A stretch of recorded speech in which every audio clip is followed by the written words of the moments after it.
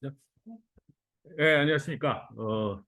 한국사회과학회와 KCI 한국컨센서스 연구원이 공동으로 주최하는 콜로키움 시리즈가 벌써 5번째가 됐습니다. 그동안 교육, 재정, 중국, 또 디지털 화폐까지 여러 주제를 다루었는데요. 오늘은 우리 학계를 제대로 한번 살펴보는 그런 시간을 갖기로 했습니다. 그래서 남기곤 교수님, 한밭대 남기곤 교수님을 모시고 저희 오늘 콜로키움을 진행할 텐데, 남기곤 교수님은 그 연구재단에서 그 학술진흥본부장을 지내셨습니다. 그래서 그 경험을 바탕으로 오늘 발표 제목인 누가 MDPI 학술지에 논문을 게재했을까 하는 그 주제로 발표를 해주시겠습니다.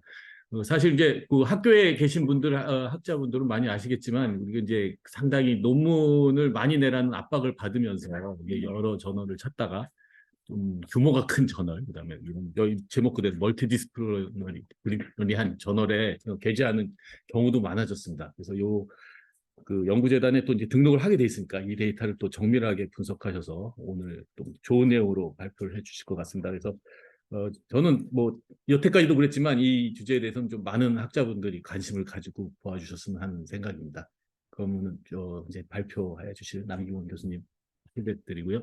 시작을 하겠습니다. 네, 네. 반갑습니다.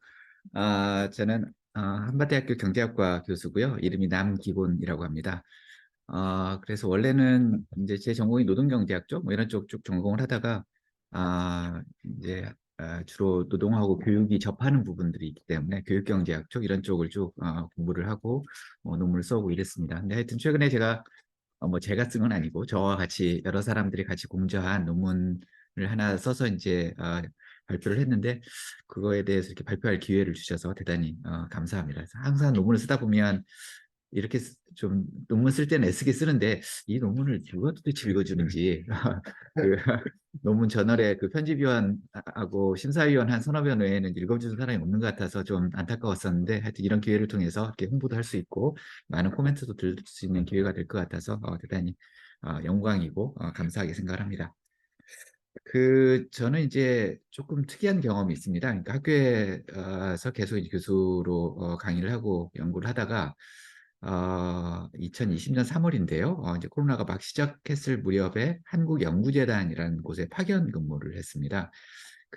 이제 한국연구재단도 여기 이제 방청하시는 분들이 주로 이제 학교 쪽에 계시는 분들은 뭐 다 아실 텐데 그렇지 않은 분들도 좀 있으실 테니까 간단하게 말씀드리면 주로 이제 교수들이나 연구자가 연구를 할 때 특히 뭐 이공계라든가 인문사회도 마찬가지입니다만 연구비가 필요하지 않습니까? 근데 이런 연구비를 국가에서 지원하는 그런 경우들이 많이 있습니다. 그래서 이 한국연구재단이라고 하는 공공기관은 이제 국가로부터 과기부라든가 교육부라든가 이런 곳으로부터 이제 연구비를 받아서 그거를 사람들에게 연구자들에게 계획서를 받고 그걸 심사를 해서 나눠주는 기능 뭐 이런 것들을 이제 주로 담당을 하는 곳이고요. 뭐 예산이 한 뭐 7조 8조 굉장히 어마어마합니다. 근데 이제 제가 담당을 했던 거는 이제 연구비 쪽은 아니고 그 대학 재정 지원 사업이라고 하는 게 있습니다. 이제 대학의 교육부에서 여러 가지 이제 지원을 하는 사업들이 있는데 뭐 대학원 관련해서는 BK 사업이 있고 학부 관련해서는 링크 사업이 뭐 대표적으로 학교 쪽에 계시는 분 다 아시고 계실 거고요. 요즘 계속 신문에 나오는 게 이제 글로컬 사업이라고 해서 지방대학 살리기 위해서 한 대학에 1년에 200억씩 5년 동안 7억을 지원하겠다. 뭐 이런 이제 사업도 사실은 연구재단에서 관리를 선정하고 이제 제대로 돈이 쓰여지는지를 관리하는 그런 역할을 합니다. 그래서 이제 거기 한 2년 반 정도 제가 파견 근무를 하고 있었고요. 파견 근무를 하고 하다 보니 그 내부 직원들을 대상으로 해서 그 재단에서 이제 내부 직원들이 물론 이제 여러 가지 실무적, 실행적인 그런 행정적인 일을 합니다만 그런 과정에서 이제 자기의 연구 능력을 또 향상을 시키고 거기서 쌓여진 어떤 데이터를 가지고 실제 좀 유용한 분석 결과 한국의 연구라든가 아니면 대학 재정에 관련된 유용한 연구를 할 수 있도록 그렇게 뭐 학습 조직을 만들기도 하고 뭐 내부적인 정책 과제를 운영을 하기도 하고 그렇습니다. 근데 저는 하여튼 관심사가 이제 원래 전공이 그쪽이고 뭐 데이터에도 굉장히 관심이 있고 뭐 이랬기 때문에 가능하면 직원들하고 같이 좀 협동 작업을 해보려고 했습니다. 그래서 거의 매년 이제 정책 과제 할 때 제가 참여를 해서 직원들 바쁜 사람들 뭐 억지로 끌어들여서 같이 이제 분석도 하고 통계 작업도 하고 같이 논문도 쓰고 이런 작업들을 쭉 했었는데요. 제가 이제 나오기 직전이죠. 이제 작년 8월 정도에 정책 과제가 마무리돼서 그때 이제 썼던 주제가 요거였습니다. 누가 MDPI 학술제 논문을 게재했느냐라고 하는 이제 이런 주제를 가지고 그 정책 과제를 했었고, 그게 이제 그때는 보고서니까 그 보고서를 좀 이제 논문의 형태로 좀 이제 정제하는 데 시간이 좀 걸려서 한 1년 정도 작업을 해서 최근에 논문을 완성을 했고, 요거를 여기 보시면 한국경제포럼이라는 곳에 발표를 했습니다. 게재를 했습니다. 그래서 오늘 제가 이제 PPT를 가지고 발표를 할 텐데요. 하다 보면 PPT에 이제 들어가는 총량이 있어서 제가 이제 표 같은 걸 중간에 좀 자르기도 하고 그랬습니다. 그래서 혹시 관심 있으신 분은 이 논문을 직접 참조를 하시면 좋을 것 같습니다. 그러면 PPT를 가지고 말씀을 드리도록 하겠습니다. 첫 번째 슬라이드 좀 띄워주시면요. 예. 여기 이제 제가 주저자고요. 그리고 이제 여기 5명의 공저자들이 있는데, 이 공저자들이 이제 재단 직원분들입니다. 이 재단 직원분들 중에는 뭐 박사학위를 가지신 분도 계시고요. 굉장히 연구력을 가지고 있는 분들이 계시는데, 사실은 그런 연구력이 이제 너무 그쪽 일이 바쁘다 보니까 제대로 발전을 못하는 것 같은 좀 아쉬움이 있고, 계속해서 이런 작업들이 좀 연구재단 내에서도 이루어지면 좋겠다, 뭐 이런 생각을 합니다. 왜냐하면 이제 뒤에서 설명을 드리겠습니다만 연구재단에서 이 논문에서도 사용한 자료가 있는데요. 이 자료가 사실은 좀 민감한 자료입니다. 왜냐하면 개인정보가 다 포함되어 있어서 개별 교수들이 그동안에 어떤 논문을 썼는지 어떤 학회지에 발표를 했는지 이런 정보들이 쫙 들어가 있거든요. 그러니까 그런 것들이 그냥 단순하게 외부에 공개가 되면 좀 문제가 될 소지가 있을 수도 있습니다. 그래서 사실은 제가 연구재단에 있을 때도 가능하면 연구재단에 쌓여지는 데이터는 외부에 공개를 해야 된다. 그리고 이제 연구자들이 자유롭게 그걸 이용해서 뭔가 의미 있는 결과를 계속해서 발표를 하고 그걸 기반으로 해서 증거 기반 정책을 추진하는 것으로 나가야 된다 이렇게 이야기를 했습니다만 하고 있고 이제 그렇게 아마 계속 연구재단 추진하고 있습니다만 자료의 특성상 도저히 외부로 공개하기가 좀 어려운 측면들이 있습니다. 그래서 이제 그런 경우는 사실 어떻게 보면 내부 직원들이 좀 동력이 돼서 주체가 돼서 외부에 좀 도움을 받아가면서 이렇게 이제 분석을 하는 거가 이제 하나의 그런 문제를 좀 돌파할 수 있는 방법이기도 합니다. 그래서 하여튼 그런 방향으로 계속 이루어졌으면 이런 연구들이 많이 이루어졌으면 좋겠다 이런 바람을 가지고 있습니다. 자, 그래서 이제 제 제목을 보시면 누가 MDPI 학술지 논문을 게재했을까라고 해서 이게 좀 이쪽에 학교 쪽이나 연구계 쪽에 계시지 않는 분들은 이게 뭔 이야기를 하려고 하는 것인지 MDPI가 무엇인지 뭐 이런 것에 대해서 조금 잘 감이 안 오시는 분들이 많을 것 같습니다. 그래서 제가 그 다음 슬라이드 보시면 신문 기사 하나를 최근 신문 기사인데요. 이게 10월 24일에 나온 거니까 지난달에 한 달 전쯤 나왔던 기사입니다. 이걸 이제 부분 발췌를 해서 가져왔는데요. 이걸 보시면 이제 국회의원실이 이제 요청을 해서 요 TIST라고 하죠. 어, 한국과학기술정보원이라고 하는 곳에서 이 분석을 했던 게 있습니다. 그래서 이건 어떤 거냐면 아까 말씀드렸듯이 한국연구재단의 경우에는 뭐 몇 조의 돈을 들여서 연구비를 이제 분배를 하는 기능을 하니까 그 분배를 해놓고 나중에 결과물을 받아봅니다. 주로 이제 결과물들은 이제 논문 형태가 되는 경우들이 많아서요. 그래서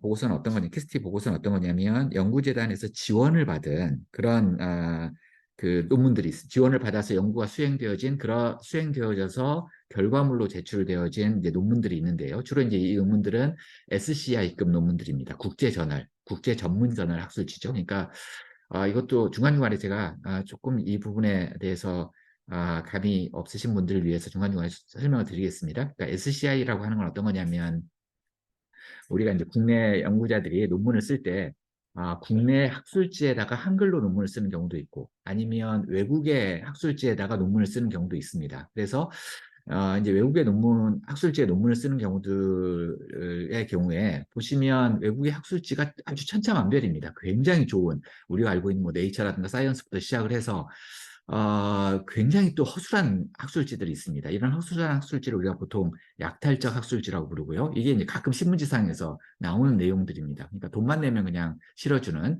그런 약탈적 학술지들이 있기 때문에 이게 천차만별이기 때문에 대체로 국제적인 외국 학술지들 중에서 어떤 학술지들이 좀 의미가 있다. 그래서 그런 데이터베이스들을 만들어 놓는 경우들이 있습니다. 그래서 자연과학 같은 경우에는 가장 이제 사람들이 많이 인용을 하는 것이 이렇게 SCI라고 하는 데이터베이스, 혹은 사회과학 같은 경우에는 SSCI라고 하는 데이터베이스가 있고요.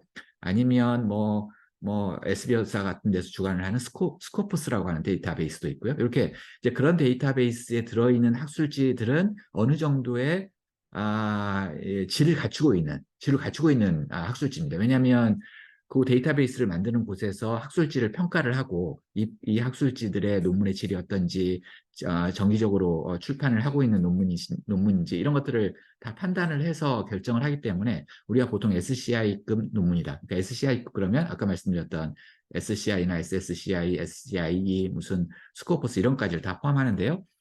그런 이제 학술지들은 좀 질적으로 보장이 되어 있다. 이렇게 이제 평가를 합니다. 그래서 한국의 경우에도 일반 대학이나 연구소에서도 이제 구성원들이 외국 학술지에 논문을 냈다고 해서 그걸 다 인정을 해주는 건 아니고요. 왜냐하면 그거를 이제 어느 정도 어떤 논문을 썼는지가 굉장히 또 이 대학이나 이런 데 중요합니다. 왜냐하면 대학 교수도 임용이 되는 단계부터 시작해서 승진을 해야 되고 매년 연구 성과에 기초해서 성과급을 받아야 되고요. 뭐 이런 여러 가지 절차들이 있기 때문에 어떤 수준의 학술지에 논문을 게재했는지라고 하는 게 중요한데 국제 논문, 국제 전문 학술지 같은 경우에는 이렇게 SCI급의 학술지에 논문을 게재를 해야 그래야 보통 대학에서는 인정을 해줍니다. 그렇지 않고 그냥 SCI급에 들어가지 않은 논문 학술지의 경우에는 잘 인정을 거의 제가 알기로는 뭐 거의 모든 대학들이 그런 인정을 하지 않는 거라고 생각을 할 수 있습니다.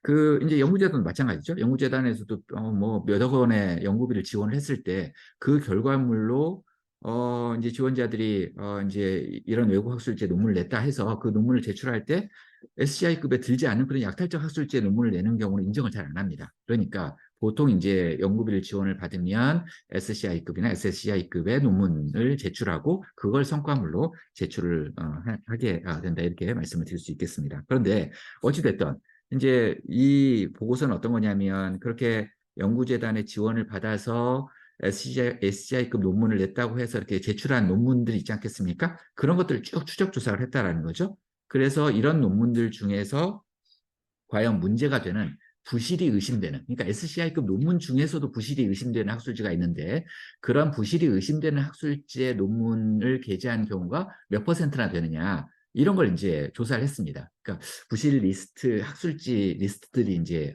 이게 좀 뒤에 이제 논란이 됩니다만 여기저기 있을 수 있는데요. 그런 걸 기준으로 해서 연구재단의 지원을 받은 논문들을 쭉 검색을 해봤다라는 거죠. 그랬더니만 거기서 지금 나와 있는 걸 보시면 2017년의 경우에 그 부실 의심 학술제 논문이 한 7.7% 정도였었는데 이게 2022년도에는 19.2%가 돼버렸다. 한 20% 정도는 부실이 의심되는 학술지다 이런 이야기입니다. 그리고 이제 그런 부실 의심 학술지가 어떤 거냐라고 하는 걸 이제 쭉 그 제시를 하고 있는데요. 그 중에서 그 밑에 단락을 보시면 이 이제 부실 의심 학술지가 한 2만 5천 건 정도의 논문이 의심이 되어지는데 이 중에서 76.5% 그러니까 거의 한 4분의 3에 해당됩니다. 요거는 MDPI 학술지다 이런 이야기입니다. 그러니까 우리가 지금 SCI급 논문 중에서도 부실이 의심되어진 학술지가 있는데 물론 다는 아닙니다만 거기에 굉장히 많은 비중이 MDPI 학술지다라고 하는 것이 이제 문제가 되는 겁니다. 이 MDPI 학술지라고 하는 것은 앞에 보시면 오픈 액세스 저널이라고 하는 특징을 갖고 있는데요. 이 부분 다음에 설명을 드리겠습니다. 그래서 어찌됐든 한 20%에 해당되어지는 학술지가 이제 부실이 의심이 되는 거고, 그래서 여기서 이제 확인을 해봤다는 거죠. 그래서 이제 이 MDPI는 여기 이제 기사에 따르면 도만 내면 40일 안에 논문 게재가 완료되는 등 부실하다는 학계 비판이 계속 있었던 학술지고요. 그래서 뭐 이제 전공 분야에 따라서 MDPI 학술지는 논문 실적으로 인정하지 마라라고 하는 이제 그런 대한 수학회라든가 아니면 일부 대학에도 이제 그런 현상들이 있는데요. 이렇게 좀 의심스러운 그런 학술지라고 지금 평가를 받고 있습니다. 그 다음 슬라이드 보십시오. 이걸로 하는 겁니까? 예.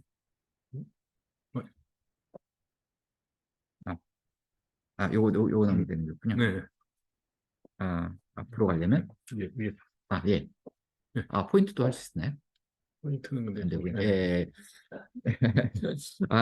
그래서 그 이제 다음 장 보시면 아, 이게 한 MDPI 계열 학술지들이 뭐 천차만별이긴 합니다만 한 30일 만에 검토가 끝나는 경우도 있고 그래서 이제 연구재단에서 이제 문제가 되어지는 2만 건, 2만 5천 건에 대해서 이제 그러면 그 학술지들의 논문을 게재하기 위해서 이게 이제 저자가 논문을 게재를 하려면 돈을 지불을 해야 되는데요. 그때 보통 평균적으로 얼마만큼의 돈을 지불하는지를 봤더니 한 387만 원 정도를 지불했다 이런 이야기고요. 그리고 요거를 6년간 토탈을 해보니까 그 돈이 얼마가 되냐면 991억이더라 이런 이야기. 거의 1,000억 원의 돈이 학술지, MDPI 이런 부실 의심이 되어지는 학술지의 논문을 게재하기 위해서 저자들이 제공한 돈이었다 이런 이야기입니다.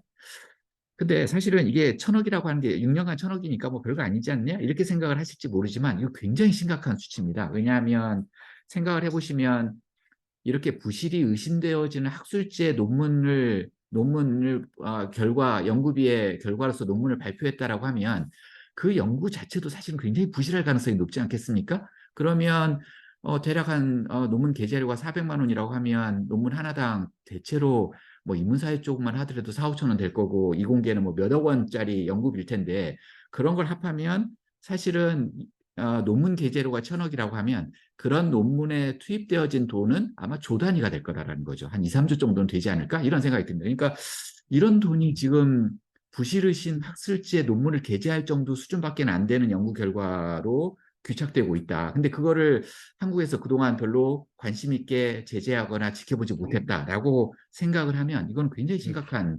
낭비의 효율성의 문제일 수 있지 않느냐 뭐 이런 생각이 듭니다. 그래서 이런 문제에 대해서 우리가 좀 이 연구계 생태계의 측면에서 어떻게 하면 보다 연구자들이 이렇게 비싼 세금으로 연구가 이루어지는데 이런 세금으로 이루어졌을 때 그 연구가 정말 질적으로 높은 연구로 이어지도록 유인하는 방법이 무엇이냐 하는 것들에 대해서 우리가 고민할 때가 되는 게 아니냐 뭐 이런 생각을 했고요. 그래서 이게 사실은 이제 신문 기사에서 나오는 정도입니다만 이미 이런 문제 의식은 학계에서 이미 좀 많이 알려져 있습니다. 그러니까 대체로 이런 국제 전문 학술지에 논문을 게재해 보신 분이라든가 그런 경험을 해보신 분들은 이 MDPI라고 하는 학술지가 있고 이게 좀 문제가 된다라고 하는 건 이미 좀 많이 알려져 있는 사실인데 그래서 이런 MDPI 학술지에 그러면 어떤 교수들이 주로 논문을 쓰는 것인지 이런 것들을 한번 분석을 해보면 기초 자료로서 우리가 이 MDPI 문제를 좀 해결하는 하나의 기초 자료로서 좀 활용할 수 있는 측면이 있지 않을까 뭐 이런 생각을 했습니다. 그래서 이런 논문을 좀 쓰게 됐다 이렇게 좀 장황하지만 설명을 드렸습니다. 괜찮습니다. 예. 자, 그러면 이제 구체적으로 설명을 드리겠습니다. 이제 계속 말씀드렸듯이 그러면 MDPI 학술지라는 게 뭐냐라고 하는 건데요. MDPI 학술지의 가장 기본적인 특징은 오픈 액세스 학술지라고 하는 특징을 가지고 있습니다. 그러니까 이 MDPI라고 하는 것은 출판사입니다. 그러니까 외국의 우리나라의 또 이제 국내 전문 학술지하고 좀 다른데요. 환경이 다른데요. 외국의 전문 학술지들의 경우에는 대체로 보면 굉장히 거대한 출판사가 있습니다. 뭐 엘스비어라든가 스프링거라든가 뭐 이런 거대한 출판사가 있고 그 출판사 밑에 여러 개의 학술지들이 이제 있습니다. 그래서 뭐 엘스비어 밑에는 한 500개의 학술지들이 있고요. 그 학술지들마다 다 편집위원들이 있어서 그 편집위원회에서 엄격한 심사를 거쳐서 논문을 게재할 논문을 확정을 하면 그 논문을 이제 출판하는 걸 이제 이 SBR라든가 이런 데서 일괄해서 출판을 해주고 뭐 이런 식으로 이제 학술지가 출판이 되어집니다. 그런데 이제 문제는 뭐냐면 그러면 그런 과정에서 이제 돈이 들어가는 문제가 있습니다. 그러니까 논문을 저자가 이제 투고를 해서 그거를 확정을 했으면 그거를 아주 고급적인 포맷으로 해서 출판을 해야 되지 않겠습니까? 그럼 이제 막대한 비용이 들어간다라는 거죠. 그런데 그 비용을 누가 부담하느냐에 문제가 있는데 지금까지 이제 전통적인 방식은 어떤 거냐면 국제 전문 학술지의 전통적인 방식은 어떤 거냐면 일단 저자들은 그냥 무료로 논문을 내는 거고 무료로 내서 심사를 받아서 통과가 돼서 이제 학술지가 나오면 그 학술지를 읽는 독자가 그 비용을 지불합니다. 그러니까 이게 공짜가 아닙니다. 그러니까 외국의 전문 학술지 좋은 논문을 보려면 돈을 내고 들어가서 뭐 20불, 30불을 내고 논문을 이제 다운로드를 받아서 봐야 되는데 주로 이제 학교에 계시는 분들은 뭐 그런 외국 전문 학술지에 대한 수요가 되게 높으니까 이걸 개별 교수들이 전부 다 돈 내고 볼 수가 없으니까 학교 차원에서 그냥 SBA하고 계약을 해서 그런 판권을 사옵니다. 그래서 우리 학교 교수 대학원생들의 경우에는 그냥 뭐 무료로 볼 수 있도록 그렇게 이제 그 돈을 내고 보는데 그 돈이 굉장히 막대합니다. 그러니까 뭐 우리나라만 대학이 있는 게 아니라 이게 전 세계적인 대학이나 연구소가 본다고 하는 이야기니까 엄청나게 막대한 돈이 그렇게 이제 출판사에게 이제 들어가는 구조가 되어 있습니다. 그러니까 가장 기본적으로는 학술지에 논문이 출판되면 그것을 보는 비용, 그것이 이제 출판되고 보는 비용을 독자가 지불한다 이런 이야기인데요.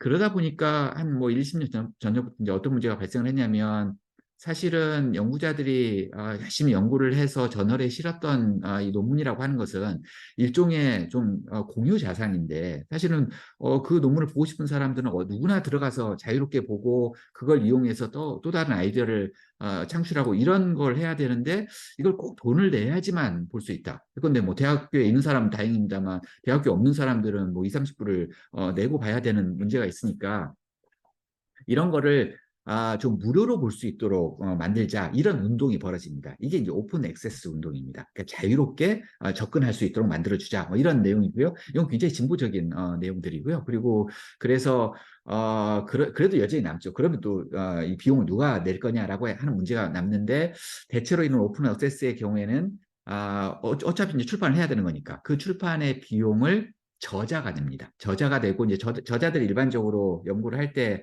지금 방금 보셨듯이 이제 외부로부터 연구비의 수주를 받아서 연구를 하는 경우가 많으니까 그런 사람들이 연구비의 일정 정도를 지불을 하고 이제 출판을 하고 그리고 그 출판에 대해서는 그 논문에 대해서는 그냥 자유롭게 볼 수 있도록 그렇게 만드는 운동들이 벌어집니다. 그래서 그거는 뭐 그냥 출판사가 생기기도 하고요. 기존에 있는 출판사의 경우에도 내 논문의 경우에는 오픈 액세스로 모든 사람들이 보게 하겠다라고 하면 추가적인 비용을 내고 이제 그렇게 하기도 하고요. 하여튼 그런 운동이 좀 광범위하게 이루어지는데 문제는 뭐냐면 그런 운동이 이루어지다 보니까 일종의 좀 변형이 나오게 되는 겁니다.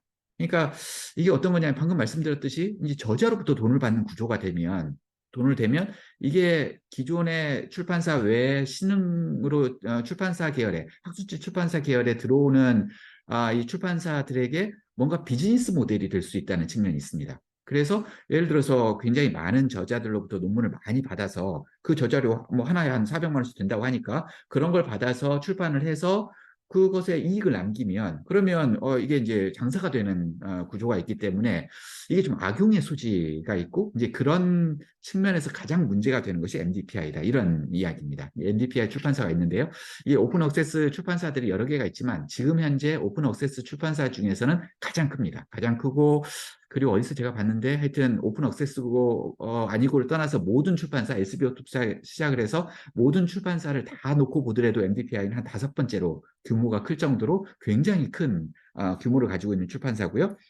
보시면 이 출판사가 뭐 이제 1996년도에 출범을 해서 2010년도에 이제 그 OA 출판사로 시작을 했습니다만 어찌됐든 이 출판사가 지난 10년 동안에 굉장히 빠르게 이제 성장을 합니다. 그러니까 이 오픈 액세스의 문제는 어떤 거냐면 이렇게 이제 저자를 통해서 논문의 이 비용을 받고 그걸 통해서 출판을 하다 보면 이게 이제 장사라고 생각을 하면 출판사가 어떤 유인을 갖냐면 많은 논문을 게재하려고 하는 유인을 갖게 되는 겁니다. 그래야 되지 않겠습니까? 많은 논문이 들어와야 이제 수익이 많이 생기게 되고 그래서 많은 논문을 끌어들이게 됩니다. 근데 많은 논문을 끌어들이려면 어떻게 해야 되냐면 예를 들어 엘스비어라든가 스프링거처럼 엄격하게 심사를 해서는 많은 논문이 탈락되지 않겠습니까? 그러면 오히려 이 수익이 방해가 되는 겁니다. 그러니까 가장 많은 논문들을 이제 게재하려고 하는 목표를 삼다 보면 자연스럽게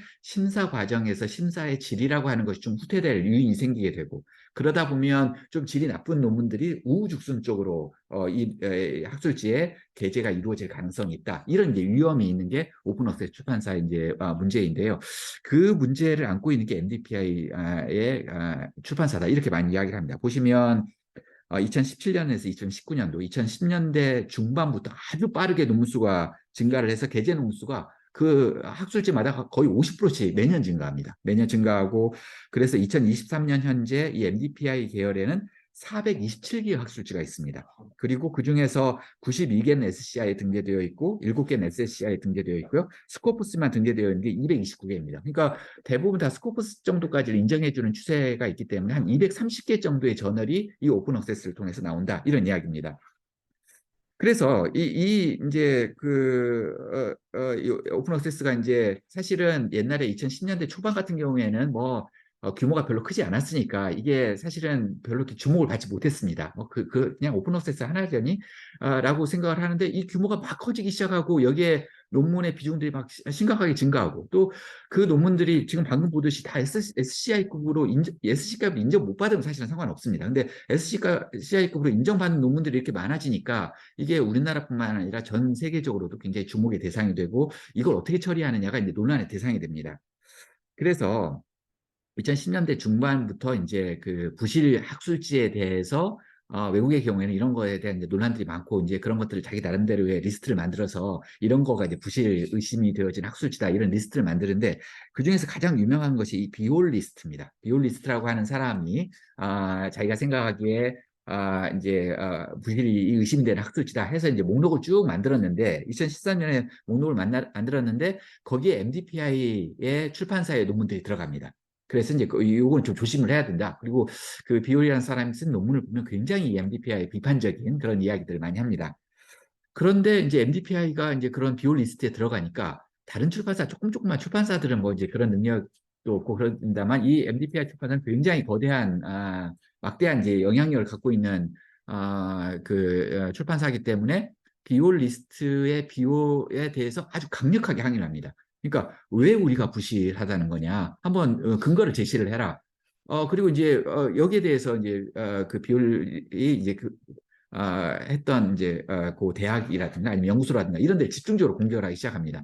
그래서 이제 논쟁이 붙은 거예요. 논쟁이 붙어서 도대체 그러면 무엇이 부실하냐라고 하는 건데, 여기에 대해서는 부실하다라고 하는 정도를 측정하는 것이 사람마다 굉장히 다를 수 있습니다. 그러니까 예를 들어서 SCI급의 논문의 경우에도 이제 구체적으로 굉장히 좀 의미 있는 리스트를 작성한다고 하지 않습니까? 그러면 거기에 이제 기준들이 있습니다. 그러니까 얼마만큼 정시적으로 논문을 잘 게재를 하고 있으며, 편집위원들에 누가 들어가 있으며, 그죠? 뭐 이런 이제 몇 가지. 그리고 이제 또 중요한 게 국제학술지에서 중요한 건 임팩트 팩터, 그러니까 인용 지수, 얼마나 자기네 저널에 실린 논문들을 다른 사람들이 많이 인용을 해주느냐, 뭐 이런 걸 가지고 기준을 삼아서 이제 이거는 SCI급에 들어가느냐 안 들어가느냐, 이걸 이제 기준을 삼고 있는데, 문제는 뭐냐면 이 MDPI 학술지 중에서 SCI급에 들어가 있는 논문들은 그런 기준을 다 맞추고 있다는 겁니다. 특히 임팩트 팩터 같은 것은 굉장히 잘 맞추고 있는 거예요. 그러니까 사실은 임팩트 팩터가 굉장히 높고 다른 데서 다 인용을 하고 있고, 그런데 왜, 그리고 이제 그리고 여기가 게재가 100%가 된 것도 아니에요. 한 50% 정도라고 하는데, 하여튼 우리가 모든 논문을 다 실어주는 것도 아니고 한 반절 정도 다 떨어뜨리고 논문을 게재하고 있는데, 우리의 저널의 논문의 질이 낮다는 근거가 뭐냐 하는 걸 따지고 들어가면 사실 이제 논쟁이 되고, 이걸 이제 방어가 잘 안 되는 겁니다. 그래서 결국은 이제 비올이 집니다. 지고 2015년부터는 이제 비올 리스트에서 MDPI를 제외를 하는 이제 그런 현상이 나타난대요. 여기 보시면, 그러니까 임팩트 팩터 IF가 임팩트 팩터인데요. 인용 지수를 보면 임팩트 팩터의 백분율이 상위 35%에 해당되고 상위 20%에 해당되어지는 것도 12개나 된다, 이런 이야기죠. 그러니까 이건 어떤 거냐면, 그렇게 오픈 억세스로 통해서 많은 논문들을 이제 게재를 하다 보니까 서로 이렇게 인용을 해주는 현상들이 나타나게 되는 겁니다. 그러니까 임팩트 팩터가 높다고 해서 그게 좋은 저널이냐라고 하는 거가 굉장히 좀 어려운 문제가 되는 겁니다. 그래서 이렇게 MDPI가 아주 거칠게 항의를 하기 때문에 우리나라에서도 이제 이런 문제가 있는데요. 대학도 그렇고요. 그 다음에 논문 대비사라든가 이런 쪽에서 MDPI가 의심스럽다. 이렇게 공식적으로 발표하기가 굉장히 어려워지고 그런 것에 대해서 예컨대 이제 불이익을 준다든가 이런 것이 어려운 구조가 되어 있다. 뭐 이렇게 보시면 되겠습니다. 그래서 여러 대학들에서 하여튼 고민한 내용이다. 이렇게 보시면 되겠고요. 그런데 그래서 이제 이런 논란이 있다라고 하는 건 이제 말씀드리겠고요. 그래서 사실은 제가 이 논문을 쓰면서도 이제 좀 신중하고 좀 주저스러웠던 건 어떤 거냐면 제가 MDPI 학술지를 그냥 뭉뚱그려서 그냥 250개 학술지를 다 좀 뭉뚱그려서 말씀드렸습니다만 나중에 얘기를 쭉 들어보니 이 MDPI 학술지라고 하더라도 그 내부에 꽤 괜찮은 학술지도 있고요. 그리고 뭐 이게 부실한지 모르고 그냥 또 논문을 게재했던 연구자들도 있고 그렇습니다. 그러니까 그리고 계속해서 논란이 계속되고 있고 그래서 사실은 MDPI 전체를 다 부실하다라고 이제 상정을 하고 분석을 하는 것이 타당하냐 이런 것에 대한 이제 논란들이 계속 있을 수 있고 그러니까 어찌 보면 지금 단계에서는 하여튼 그런 이제 논란들이 많기 때문에 전체적으로 통으로 놓고 MDPI 학술지에 게재한 사람들의 특성들을 이제 분석을 하는 거지만 여전히 이 학술지에 논문 쓰는 사람이 다 부실한 논문이고 문제가 있는 거다 이렇게 제가 이렇게 통틀어서 이렇게 규정하고 있는 건 아니다. 이런 이야기를 먼저 말씀을 드리고 시작을 하도록 하겠습니다. 그러니까 이런 논란이 있음에도 불구하고 제가 MDPI 학술지에 좀 문제가 있을 수 있다. 적어도 SCI급 논문들 중에서는 이 MDPI 논문의 게재가 상대적으로 수월하다. 저는 이제 그렇게 판단을 하고 있는데요. 그렇게 보는 근거가 뭐냐라고 하는 건데요. 여기에 대해서 이제 기존의 연구들 중에서 지금 이제 제시하고 있는 게 오비드 가르시아라고 하는 사람의 논문을 보면은요. 이 사람은 MDPI 학술지 중에서 굉장히 좀 유명한 그런 학술지 53개 종을 뽑아서 그 53개 종에 대해서 여러 가지 내용들을 좀 분석을 하고 있습니다. 그래서 보시면 이 사람이 보기에 이 MDPI 학술지의 논문에 이제 문제가 되는 거는 첫 번째로는 학술지 이름이 유명 학술지 이름하고 굉장히 유사합니다. 그러니까 뭐 제가 봐도 조금 유사한 이제 그런 성격의 그러니까 저자들로 하여금 혼돈을 주는 그런 측면들이 있다라고 하는 이야기고요. 그 다음에 두 번째는 아까 말씀드렸듯이 논문수가 너무 많고 그 다음에 2018년과 19년 사이에 막 50%씩 급격하게 증가를 하고 있다는 겁니다. 그래서 이제 사회과학에서 가장 유명하고 문제가 되는 게 이제 서스테이너빌리티라고 하는 이제 저널이고 이건 조금 아시는 분들이 많을 텐데요. 이 저널에는 2019년도에 실린 논문이 7,400편입니다. 그러니까 저널 안에 7,400편의 논문이 실리고 이게 다 SSCI급으로 인정을 받고 있다. 이거가 굉장히 심각한 상황이다 이런 이야기고요. 그 다음에 스페셜 이슈가 많습니다. 특별호, 그러니까 정기적으로 발견하는 게 아니고, 그러니까 그 저널에서 어떤 특별한 주제를 가지고 특별한 편집위원회를 만들어서 특별호를 내는 경우들이 많은데요. 그래서 서스테이너빌리티 같은 경우는 한 800편 정도가 이렇게 특별호로 나와 있고, 뭐 이런 문제가 있고요.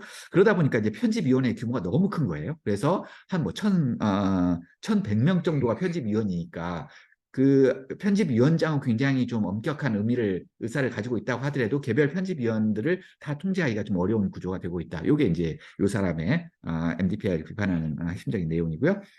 그 다음에 이제 가장 문제가 되는 게 짧은 심사 기간이라고 봅니다. 심사 기간이 외국 국제 전문적인 학술지인데 투고에서 첫 심사 결과까지 걸리는 기간이 평균 19일, 20일입니다. 그러니까 외국의 저자가 논문을 투고를 했는데 그 논문에 대한 첫 번째 결과가 20일 안에 나온다라는 거죠. 그러니까 이게 과연 가능한 것인지 7,400편의 논문을 싣는 곳에서 그렇게 해서 논문의 질이라고 하는 것, 심사의 질이 제대로 갖추어지고 있느냐 이런 것이 굉장히 의심스럽다 이런 이야기고요. 그 다음에 자기 인용의 비율이 굉장히 높다. 각 학술지가 자기네 학술지에 인용해 주는 비율 이런 것들이 굉장히 높다라고 하는 게 문제가 됩니다. 그래서 이 사람이 분석했던 거 그래프를 하나 보여주고 있는데요. 이 그래프를 보시면 이게 53개 학술지, 가르시아가 이제 분석했던 53개 학술지에 대해서 투고에서 첫 심사까지 기간들을 쭉 이제 평균값하고 최대값, 최소값을 쭉 보여주고 있는데요. 보시면 거의 비슷합니다. 그러니까 조금 심사 기간이 긴 저널도 있긴 합니다만 굉장히 예외적인 현상인 것 같고요. 대략 한 뭐 20일에 30일 사이, 한 달 사이에 첫 심사 결과가 나오는 정도의 수준을 유지하고 있다 하는 것을 확인할 수 있습니다.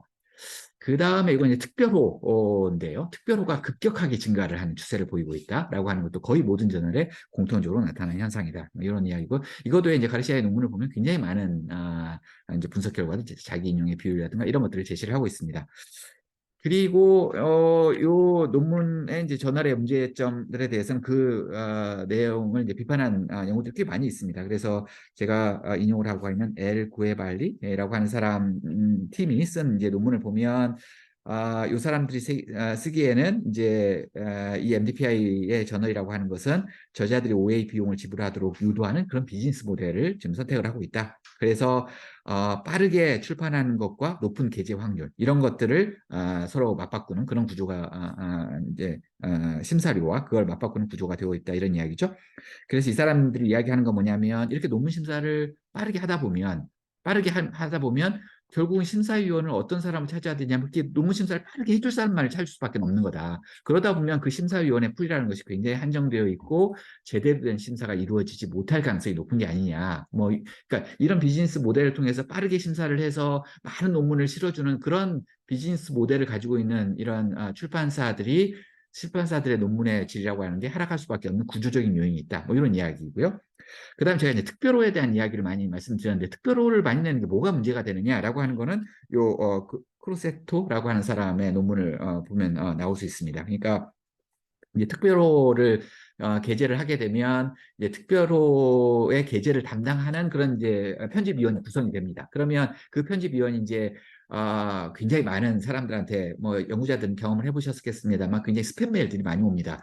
굉장히 그럴듯한 학술지인 것 같은데 논문 게재해라 뭐 이런 주제로 논문 모은다 막 이런 내용들이 나오는데 이제 그런 사람들의 이제 논문을 끌어모으다 보면 주로 특별호와 관련되어져 있는 그 그룹들이 논문을 많이 싣는 경우도 있다. 그러다 보면 자기 그룹에서 논문을 싣게 되면 아무래도 이제 논문의 엄격성 이런 것들이 낮춰지는 경향들을 보일 수밖에 없고 그리고 이제 이러다 보면 특별로 모집한다 뭐 이러다 보면 그런 것을 이용해서 논문을 게재하려고 하는 좀 덜 양심적인 사람들 이런 사람들이 주로 특별호의 역할을 담당을 하고 이런 구조가 되기 때문에 심사가 좀 덜 엄격해지고 논문의 질이 떨어질 위험이 있다. 뭐 이런 이야기를 많이 합니다. 그래서 이런 걸 감안하면 전체적으로 이 그 MDPI의 저널의 학술지들의 논문의 질에 좀 문제가 좀 있을 수 있다. 그리고 적어도 심사에서 그 채택되어지는 그런 확률이 좀 높아질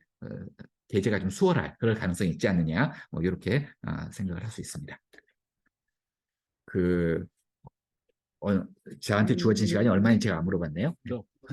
네, 앞으로 남은 시간. 앞으로 남은 시간 40분 해도 됩니까? 네, 네. 그렇습니까? 그럼 좀 천천히 해야 되겠군요.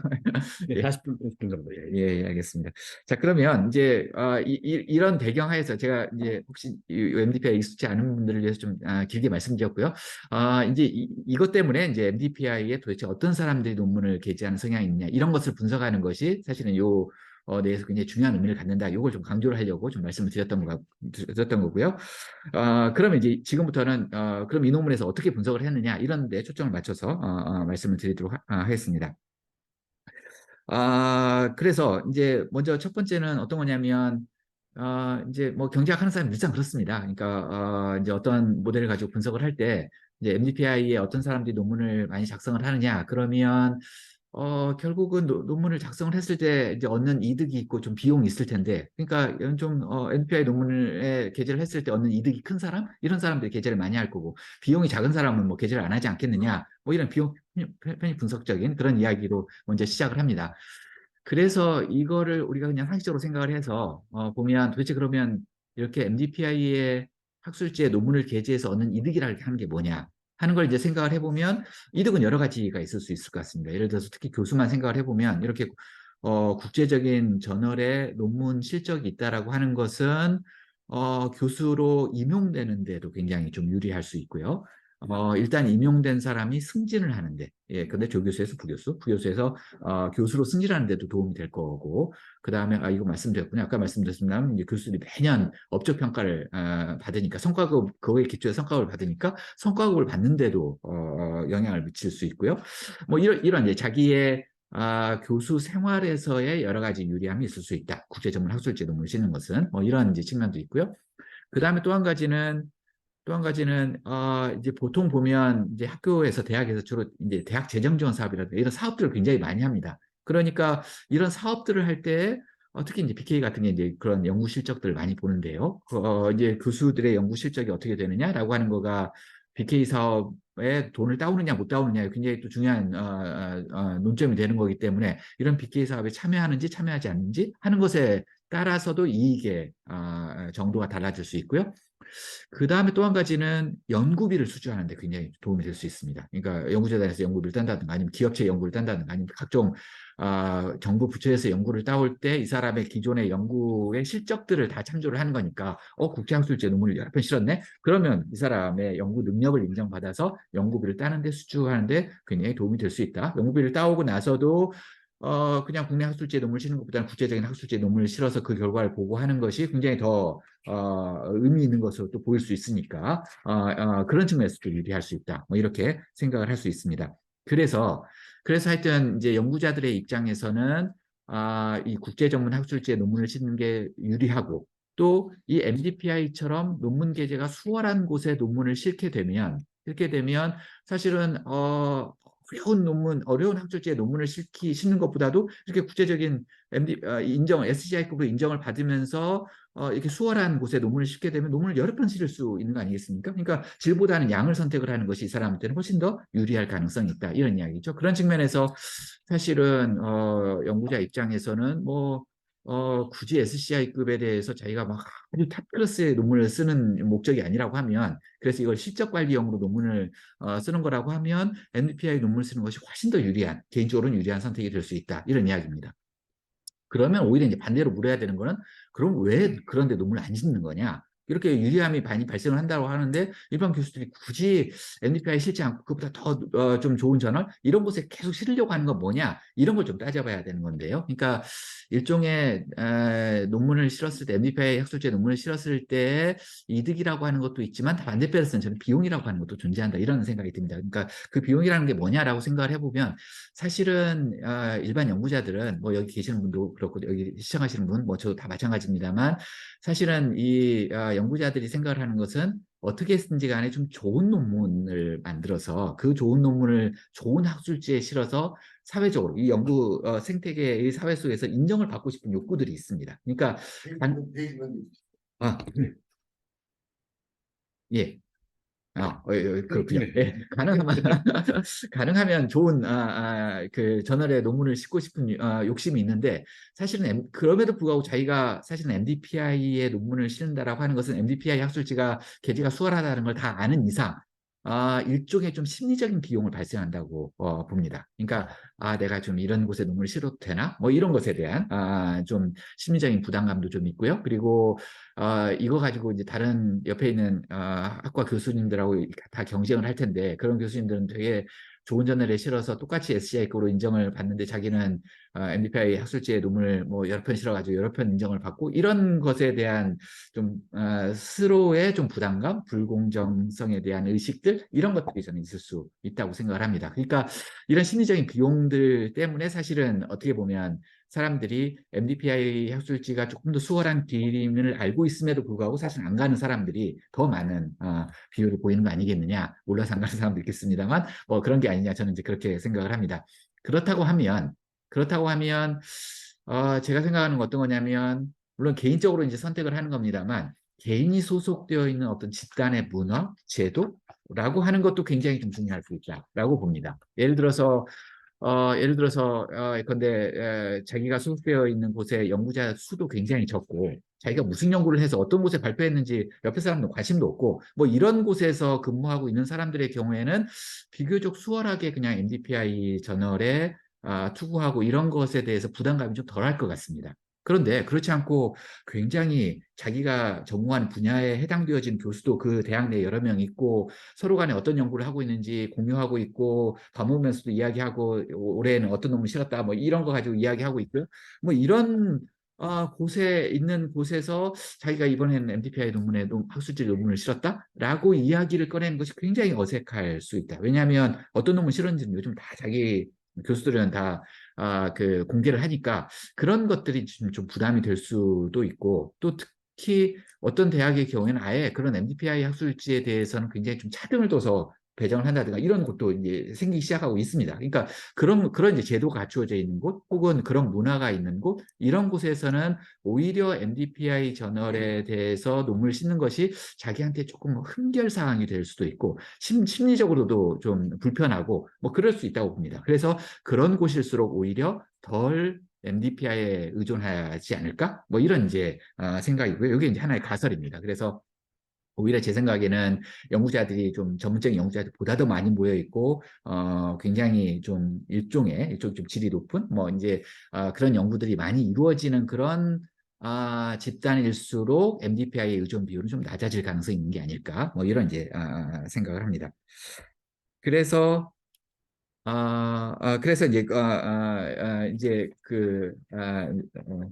지금 말씀드렸던 대로 이제 두 가지인데요. 어떤 거냐면 주로 MDPI 학술지에 논문을 실었을 때 얻을 수 있는 이득이 큰 집단, 이런 집단일수록 MDPI에 의존하는 경향이 높아질 수 있는데, 제가 그 얘기를 간단히 안 드렸습니다만, 그런 집단이 주로 어떤 집단이냐라고 하면 그렇게 국제적인 학술지의 논문에 게재가 굉장히 필요한 집단들이 있습니다. 그런 집단이 예를 들어서 학교 내에서 보면 이미 테뉴어를 받아서 승진에 영향이 없는 정교수보다는 좀 승진을 앞두고 있는 조교수나 부교수, 이런 사람들이 이제 그런 곳에 이제 그런 곳에 유인을 더 많이 느낄 가능성이 있고, 뭐 BK 같은 사업하는 사람들, 이런 사람들이 좀 그런 경향이 좀 강하지 않겠느냐, 이렇게 이제 생각할 수 있는 거고요. 반면에 아까 말씀드렸던 그런 심리적인 비용과 관련해서는 조금 더 이제 연구자들이 좀 많이 모여 있는, 전문적인 연구자들이 많이 모여 있는 그런 집단 일수록 오히려 그런 심리적인 비용이 좀 커질 수 있고, MDPI 학술지의 의존 비율이 좀 낮아질 수 있지 않을까? 뭐 이런 생각이 들었습니다. 그래서 이제 그런 걸 한번, 이런 가설하에 이런 게 한국 사회에서 나타나는지, 이렇게 이제 경제적인 유인이라든가 뭐 이런 것에 의해서 대학 교수들이 움직이는 경향들, 저처럼 이렇게 공부하고 이런 사람들도 경제학에서 가져가는 이런 경제적 유인에 의해서 영향을 받는 것인지, 이렇게 저는 사실 처음 연구를 시작할 때는 좀 그게 궁금하긴 했습니다. 그래서 그런 것들을 한번 좀 체계적으로 분석을 해보자, 이렇게 생각을 했고요. 그래서 이제 제가 연구재단에 있었기 때문에 이제 여러 가지 자료들을 많이 좀 확보할 수 있었고, 개인정보 보호의 문제를 벗어나서 좀 자료를 만질 수 있어서 직원들과 같이 좀 그런 것을 할 수 있는 기회가 돼서 이 기회에 빨리 해야 되겠다, 이런 생각을 하고 작업을 했다, 이렇게 말씀을 드리겠습니다. 자료의 가공 절차는, 요거는 조금 이제 이런 부분에 관심 있으시는 연구자들이 조금 흥미로우실 수 있을 것 같은데요. 그러니까 어떻게 했냐면, 제일 처음에는 KRI라고 하는 시스템이 있습니다. 그러니까 요것도 이제 대학교에 계시는 분은 다 아실 텐데, 대학교에서 이제 저처럼 교수들이 그해 논문을 학술지에 논문을 게재를 하면, 국내 논문도 있고 이제 국제 논문도 있을 텐데요. 이런 논문들은 대학에 보고를 합니다. 뭐 산단에 보고하기도 하고, 뭐 연구체에 보고를 하기도 하고 하는데요. 그러면 대학에서는 그걸 검증을 합니다. 그러니까 이제 신청할 때부터 이제 미리 다 이제 뭐 초록을 같이 뭐 붙이기도 하고 막 그렇습니다. 하여튼 엄격하게 검증을 합니다. 엄격하게 검증을 해야 되는 이유는 뭐냐면, 그걸 기초로 해서 막 승진이 결정되고 이러기 때문에 허투루 허위 보고를 한다든가 이런 굉장히 큰 문제가 됩니다. 그러니까 아주 철저하게 대학 단위에서 개별 교수들의 연구 실적을 쭉 관리를 하는데, 그렇게 관리를 해서 시스템에 얹으면 이 시스템의 내용들이 연구재단으로 그대로 이전이 됩니다. 그래서 이걸 우리가 이제 KRI 시스템이라고 하고요. 그래서 이 KRI 시스템은 우리나라의 전 대학들의 연구 실적들이 다 모여 있습니다.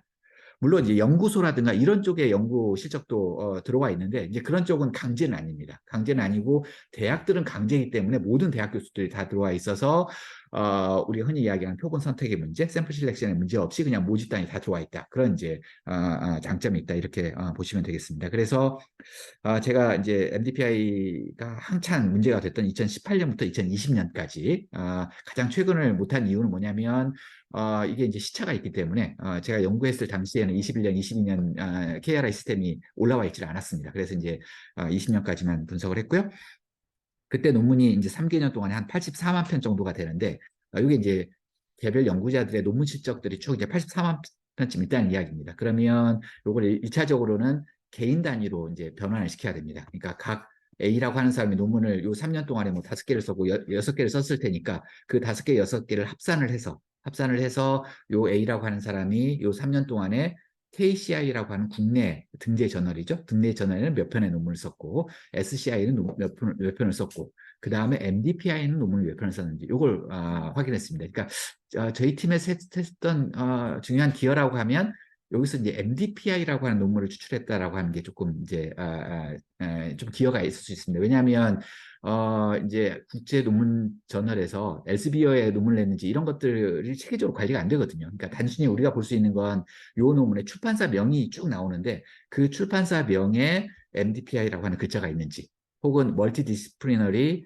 디지털이라고 하는 글자가 있는지 이런 것들을 확인을 해서 그런 글자가 있는 경우에 이제 MDPI 저널이다 이렇게 확인하는 작업을 했기 때문에 이게 조금 이제 귀찮은 작업입니다. 그래서 이제 그런 작업을 했다라고 하는 게 그 자료 가공상에서는 좀 저희가 했던 기여의 일부입니다. 이렇게 보시면 되겠고요. 그렇게 해서 이제 개인별로 이 3년 동안에 SCI 논문이 몇 편이고 MDPI 논문이 몇 편인지를 쭉 확인을 했고 그 다음에 이 개인의 특성을 확인을 해야 되는데 이 개인의 특성은 KRI 자료는 확인이 잘 안 됩니다. 왜냐하면 이 KRI 자료라고 하는 거는 자기가 올린 시점에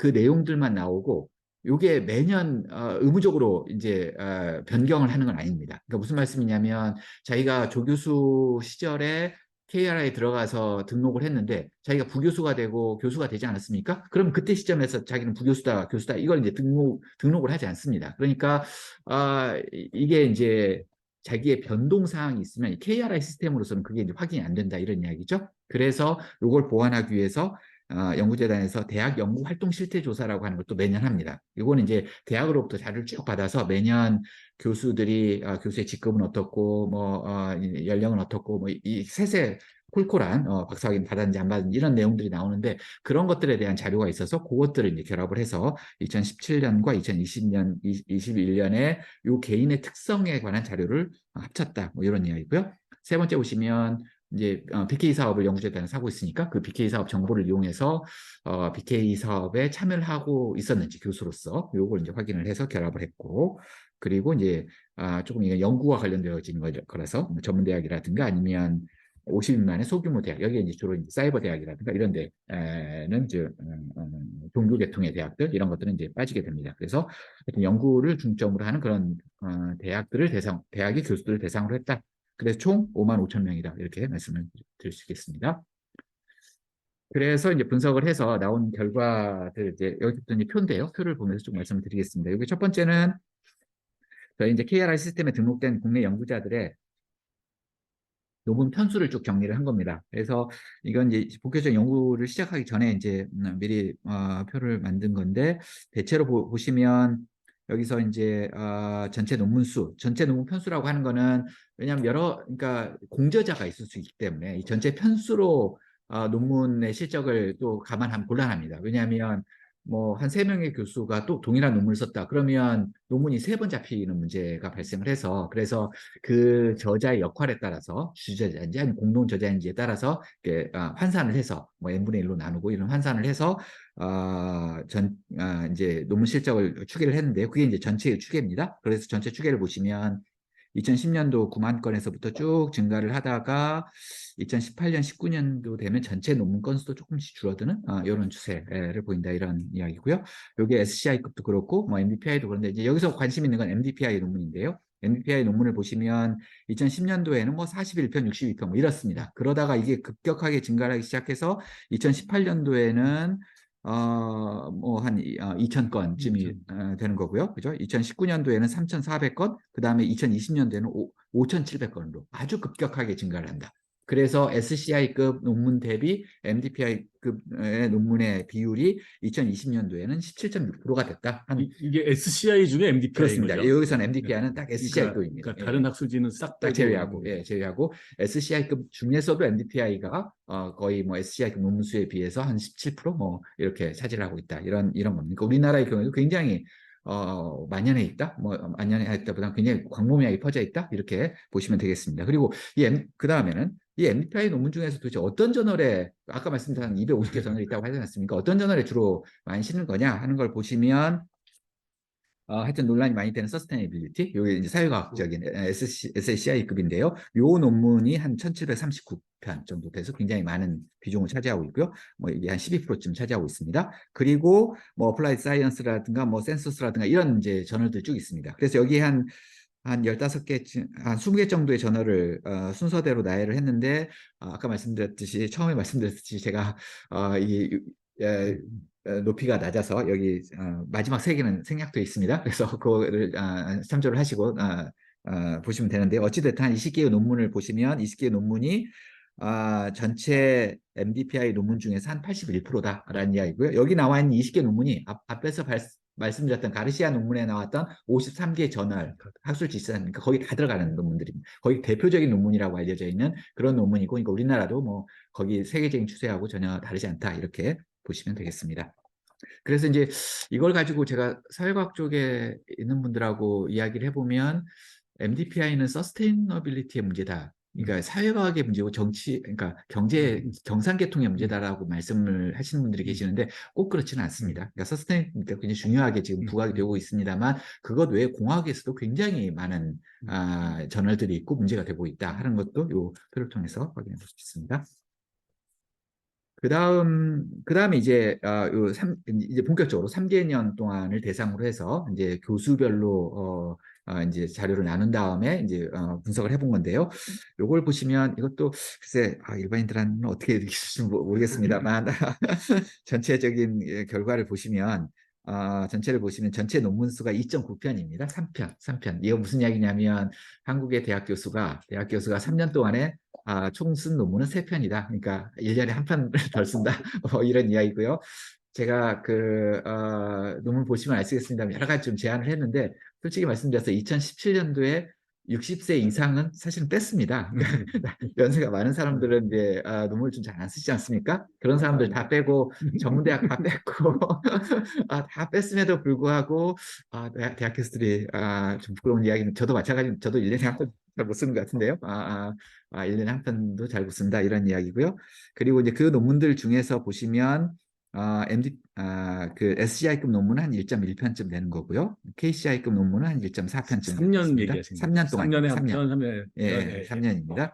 그리고 MDPI 학술지는 한 0.126쯤 됩니다. 그래서 이 비율이 계산을 해보시면 한 10.6% 정도 개인 단위로 해서 학술지 논문의 비율을 보면 한 10.6%쯤 된다는 이야기고요. 그 다음에 마지막에 보시면 이것도 꽤 흥미있는데요. 관측지 수가 있고 제일 마지막 자료를 보시면 MDPI 존재 비율이라고 하는 게 있습니다. 이게 33.5% 나오지 않습니까? 이건 어떤 비율이냐면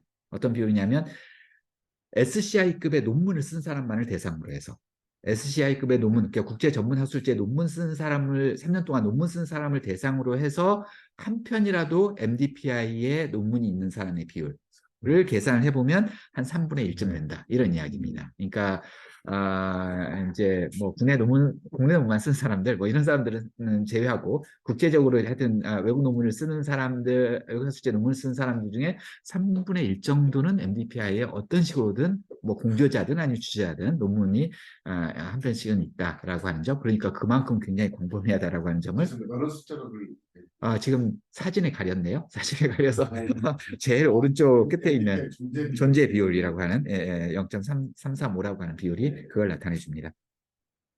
그리고 이제 각 이제 사람들의 특성별로 요 비율을 쭉 보이고 있는데요. 요거는 이제 뒤에 회계 분석하면 그 결과가 나오니까 그때 가서 설명을 드리도록 하겠습니다. 그 다음에 요거는 이제 제 가설 중에 하나죠. 어떤 거냐면 주로 연구력이 좀 뛰어난, 그래서 연구자들이 많이 모여있는 그런 집단일수록 오히려 MDPI 비율은 오히려 낮아지는 거 아니냐? 뭐 요런 내용입니다. 그래서 요 그래프는 어떤 거냐면 각 대학별로 X축은 뭐냐면 각 대학별로 이공계 교수. 그러니까 왜냐하면 또 이게 그냥 전체로 하면 주로 이제 외국 학술지 쓰는 사람들은 이공계 쪽에서 많이 쓰기 때문에 이공계가 있고 없고 막 이런 거에 따라 좀 비율에 따라 차이가 있습니다. 그래서 이공계에 있는 사람들, 이공계 교수들만을 대상으로 한 건데요. 그래서 X축은 이공계 교수들이 3년 동안에 평균적으로 SCI급 논문을 몇 편을 썼느냐 하는 거가 X축이고요. 그 다음에 Y축은 MDPI 학술지의 논문 수를 이야기합니다. 그러니까 이공계 교수들만을 대상으로 한 건데요. 이걸 보면 거의 좀 비교가 0에서부터 시작해서 일직선적으로 보이지 않습니까? 그러니까 예. 어떤 이야기냐면 그 대학에 평균적으로 SCI급 논문수의 비율이 늘어나면 그에 해당되어지는 것만큼 MDPI 비율이 좀 비례적으로 늘어난다라고 하는 걸 보입니다. 그러다가 이 비율이 X의 값이 한 2.5, 3 정도를 지나면 이건 어떤 이야기냐면 이건 어떤 이야기냐면 그만큼 대학 교수도 이공계 교수가 3년 동안에 뭐 2.5에서 3편씩 논문을 SCI 논문을 쓴다는 이야기죠. 그러니까 여기에 들어가 있는 대학들이 좀 우리가 알고 있는 흔히 알고 있는 좀 우수한 대학들입니다. 이런 대학들일수록 오히려 이 비율이 한 0.2 수준에서 정체되어지는 추세를 보인다. 뭐 이건 이런 근데 저자의 역할을 해서 이게 예, 환산편 쓴 환산해서 거죠. 예, 예, 그러니까 환산해서 세 편보다는 뭐 예. 공조가 많고 그러니까 세 편은 꼭 적다고 할 수는 없을 그렇습니다. 거죠. 맞습니다. 그리고요. 그리고 이제 그 세 편이 넘어선 대학이 넘어서면 확실히. 아마 딱딱 어느 대학인지 네, 좀 네, 네. 짐작할 수 네. 있을 거라고 생각을 하는데요. 그러니까 이렇게 좀 이게 무조건 적으로 이렇게 일직선적으로 변하는 건 아니다라고 하는 점 이런 점도 좀 주목해 이 논문에서 좀 주목하는 사실을 이렇게 보시면 되겠습니다. 그래서 이걸 기초로 해서 이제 회계분석 결과를 이제 보여드릴 텐데요. 그러니까 제일 첫 번째 왼쪽에 있는 세 개는 어떤 거냐면 NPI 논문 수를 종속 변수로 했습니다. 그러니까 NPI 논문 수를 종속 변수로 하고 각 사람의 특성에 따라서 NPI의 이 독립 변수에 따라서 NPI 논문 수의 비율이 어떻게 변동하는지를 보는데 이것도 제가 이제 URL가 너무 짧아서 변수도 생략을 했습니다. 그래서 이제 성이라든가 연령이라든가 학력이라든가 이런 것도 다 통제를 했는데 이제 안 보여드린 못 보여드린 거고요. 요거는 이제 원래 논문 참조하시면 됩니다. 그래서 제가 제일 관심 있는 건 아까 말씀드렸던 가정대로 주로 이렇게 승진을 앞두고 있는 사람일수록 혹은 BK를 하고 있는 일수록 뭐 MDPI 많이 썼느냐 하는 이야기고 그리고 이제 여기서 SCI급 논문수를 통제했다는 것도 중요합니다. 이걸 통제하지 않으면 굉장히 결과가 좀 이상해지는데요. 그러니까 여기서 SCI급 자신의 SCI급 논문수를 통제를 했으니까 여기서 결론은 어떤 거냐면 동일한 SCI급 논문을 썼다고 하더라도 그의 양을 가지고 있다고 하더라도 어떤 사람들이 MDPI 논문을 더 많이 썼느냐. 그러니까 MDPI 논문의 비율을 보여주고 있다. 이렇게 보시면 되겠습니다. 그래서 이걸 보시면 대체로 이제 그 이제 모델은 한 세 가지 정도로 이야기했는데요. 그러니까 가장 기본적으로 연구 분야를 통제하는 거 아주 기본적입니다. 왜냐하면 SCI 논문이라든가 MDPI는 연구 분야마다 굉장히 다르기 때문에 연구 분야 중분류를 통제를 했습니다. 이 중분류라고 하는 것은 꽤 자세하게 통제를 한 건데요. 예를 들어서 이 중분류 통제를 하게 되면 경제학과 경영학은 물론이거니와 경제학과 농업경제학과 경영학 중에서도 관광경영학과 이런 것들을 전부 다 이 다른 연구 분야로 보는 겁니다. 그러니까 꽤 자세하게 연구 분야가 통제가 됐고 제 기억으로 뭐 150개인가 100개 넘습니다. 그럴 겁니다. 그래서 하여튼 연구 분야는 기본적으로 다 통제를 했고요. 그리고 첫 번째 모델 1은 그냥 대학의 특성 없이 개인의 특성만 가지고 이제 분석한 결과고 두 번째는 대학의 특성, 그러니까 사립이냐 아니면 과학기술원이냐 뭐 평균 대학의 논문수라든가 이런 거 통제를 했고 나머지 세 번째는 보다 더 대학의 특성을 통제를 하기 위해서 소속 대학의 고정 효과를 통제를 했습니다. 그러니까 소속 대학에 뭐 한 200개 든다면 그 200개에 대한 더민 변수를 다 투입을 해서 동일한 대학 내에서도 이런 현상이 나타나느냐 뭐 이런 걸 이제 봤다 이렇게 보시면 되겠습니다. 그래서 결과를 보시면 대학을 통제를 했을 때 특히 뭐 대학에 대한 고정 효과를 통제하든가 대학의 특성을 통제를 했을 때 조교수나 부교수가 전부 다 유의한 사인을 보인다. 즉 다시 얘기해서 이 그 승계를 앞둔 사람이 정교수보다는 더 이제 그 MDPI 의존 비율이 더 높다. 연령을 2차까지 통제를 했으니까 이게 뭐 연령의 효과가 좀 이제 중복되어 있는 문제가 있을 수 있는데 어찌됐든 하여튼 뭐 통제하는 데까지 통제를 했어도 이런 효과가 남는다. 뭐 이런 이야기고요.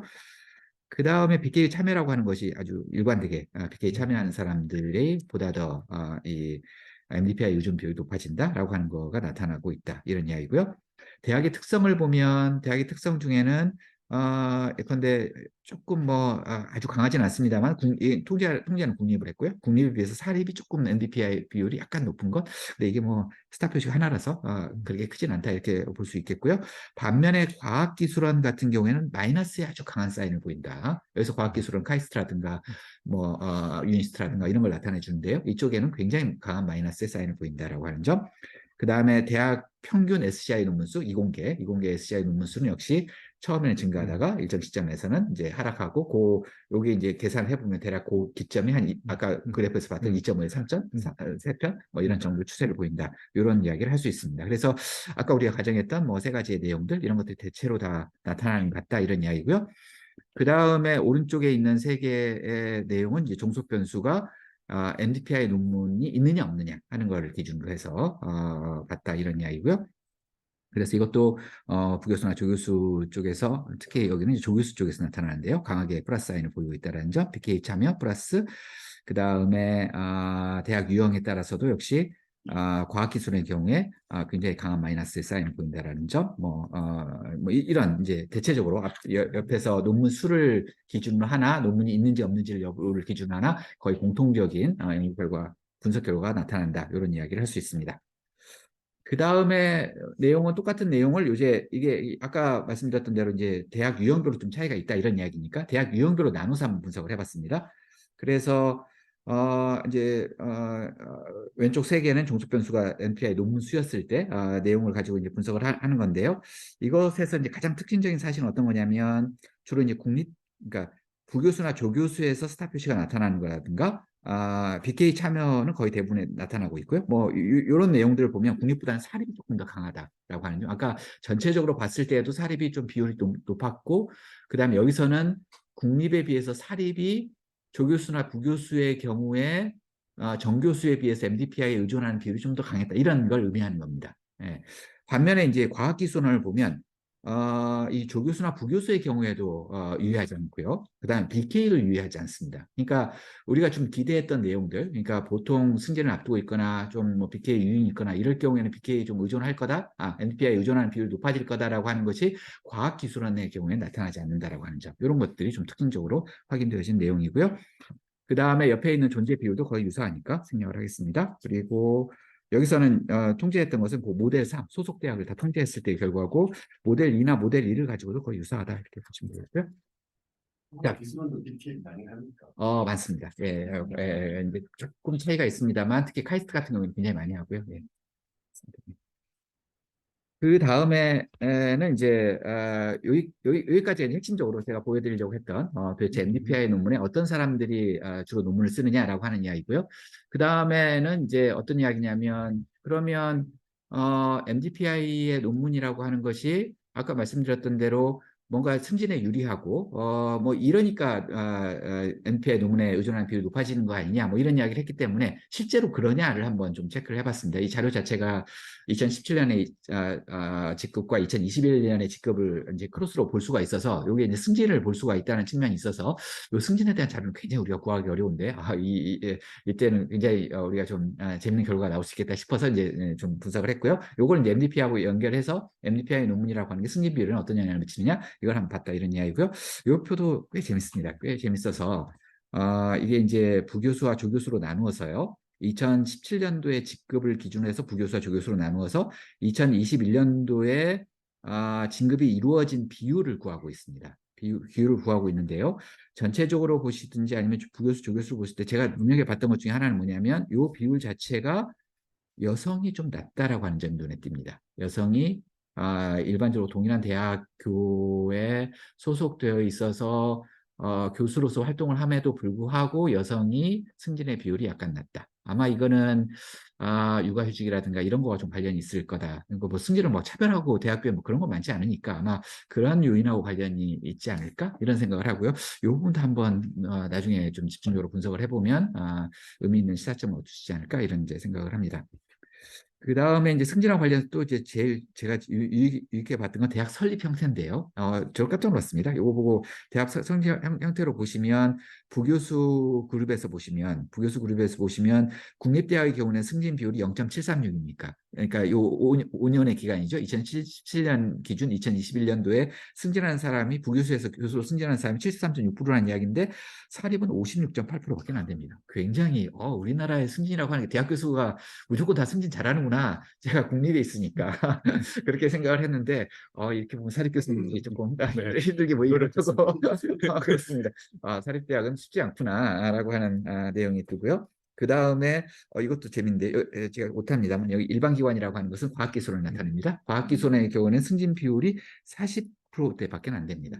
그러니까 과학기술원 같은 경우는 굉장히 엄격하구나. 여기는 사실은 사립도 아니고 거의 그 이제 과기부에서 운영을 하는 곳임에도 불구하고 교수 티오 테뉴어 주는 곳이 꽤 엄격하구나. 뭐 이런 걸 확인할 수 있었고요. 그 다음에 조교수도 비슷한데요. 근데 과학기술원이 조교수는 괜찮은 것 같습니다. 조교수는 뭐 비슷하게 주는데 테뉴어를 굉장히 엄격하게 심사를 하는구나. 뭐 이런 걸 할 수 있고요. 사립의 경우에 조교수도 굉장히 낮습니다. 조교수에서 부교수로 승진하는 것도 굉장히 낮고 부교수에서 교수로 승진하는 비율도 굉장히 낮다. 뭐 이런 이야기고요. 그래서 이제 앞에 것과 연관시켜서 생각을 해보면 왜 국립대에 비해서 사립대가 MDPI 학술지의 논문 비율이 조금이라도 높았을까? 혹은 국립에 비해서 사립의 경우에 이 조교수나 부교수에서의 MDPI 정교수 대비 MDPI 의존 비율이 높은 이유가 무엇일까라고 하는 게 이런 승진의 비율하고도 좀 연관이 있지 않을까? 뭐 이런 생각을 해봤습니다. 그 다음에는 이제 승진에 영향을 미치는 요인에 대한 분석 결과인데요. 요거는 이제 승진인지 아닌지 여부를 이제 정석 교수로 하고 지금 방금 말씀드린 여러 가지 요인을 통계를 했는데 여기서 이제 가장 중요한 거는 과연 MDPI 논문수라고 하는 것이 어느 정도의 영향을 미치느냐 뭐 요거였고요. 보시면 전체적으로 보시면 뭐 KCI급 논문이나 KCI급이라는 건 국내 전문 학술지입니다. 국내 전문 학술지나 SCI급 논문 MDPI가 거의 뭐 유사하게 영향을 미칩니다. 영향을 미치는데 물론 MDPI 논문이 한 3.5% 정도 증가시키는 논문 한 편 증가당 승진 비율이 3.5% 정도 증가하는 이 한계과니까 하는데 비해서는 좀 낮은 수준을 보입니다만 대체로 뭐 MDPI나 KCI급 논문의 영향도가 거의 유사하고요. 부교수와 조교수로 가보시면 오히려 부교수의 경우에는 뭐 거의 유사한 MDPI나 SCI나 거의 유사한 것으로 나타나고 조교수는 좀 차이가 있고 그렇습니다. 이 분석 결과가 이걸 조금 더 시간이 있고 그러면 조금 더 엄격하게 해보고 싶었는데 이게 조금 뭐 좀 매끄럽지 않습니다. 그러니까 MDPI 논문들이 왜 조교수에는 조금 영향도가 떨어지고 부교수에는 영향도가 좀 높아지는 거라든가 뭐 이런 내용들은 조금 더 뜯어봐야 될 부분들이 좀 있겠다. 조교수 때는 좀 이렇게 네. 잘 했는데 네. 부교수 때는 좀 연구력이 떨어져서 그런 걸까요? 그래서 요거는 조금 아쉬웠습니다. 시간이 조금 아쉬운 뭐 그런 측면이 있다는 걸 좀 뭐 고백겸 말씀을 드리고요. 그 다음에 이제 마지막인데요. 조금 이제 관심 있는 거는 그러면 각 집단별로 국립대, 사립대, 과학기술원별로 어떤 영향을 나타내느냐, 뭐 MDPI 비율, 뭐 미치는 효과, 국립대 뭐 굉장히 크고 뭐 이런 거가 보여지는데 제가 여기서 관심 있는 건 과학기술원입니다. 과학기술원 같은 경우에는 MDPI 논문은 아예 그냥 영향도가 없습니다. 유의하지 않습니다. 그러니까 이런 것들이 그런 과학기술원 같은 곳에서 왜 MDPI 논문의 비율이 낮으냐라고 하는 걸 보여주는 내용이다. 그러니까 이건 어떤 거냐면 충분히 우리가 하면 어떤 거냐면 MDPI 논문은 어쩔 수 없는 거다. 뭐 유인을 주면 뭐 그렇게 갈 수밖에 없는 거지 않느냐라고 하는 생각을 할 수 있는데 그렇지 않고 학교에서 제도를 어떻게 설계하고 개별 교수들을 어떻게 유인해 나가느냐에 따라서 문화가 어떻게 형성되느냐에 따라서 충분히 고쳐질 수 있는 문제다. 이거는 필연적인 현상이 아니고 이건 인위적으로 우리가 조정할 수 있는 거다라고 하는 거를 말씀드리고 싶었습니다. 자, 그래서 이제 마지막으로 이제 정책적 시사점 말씀드리면 우리나라의 MDPI 논문 수가 굉장히 빠른 속도로 증가하고 있다. 그래서 이거를 그냥 뭐 그러려니 하고 손 놓고 있기는 좀 어려운 상황이 된 게 아니냐. 이 부분에 대해서 굉장히 좀 우리가 집중적으로 분석을 할 필요가 있다라고 하는 점이 첫 번째 내용이고요.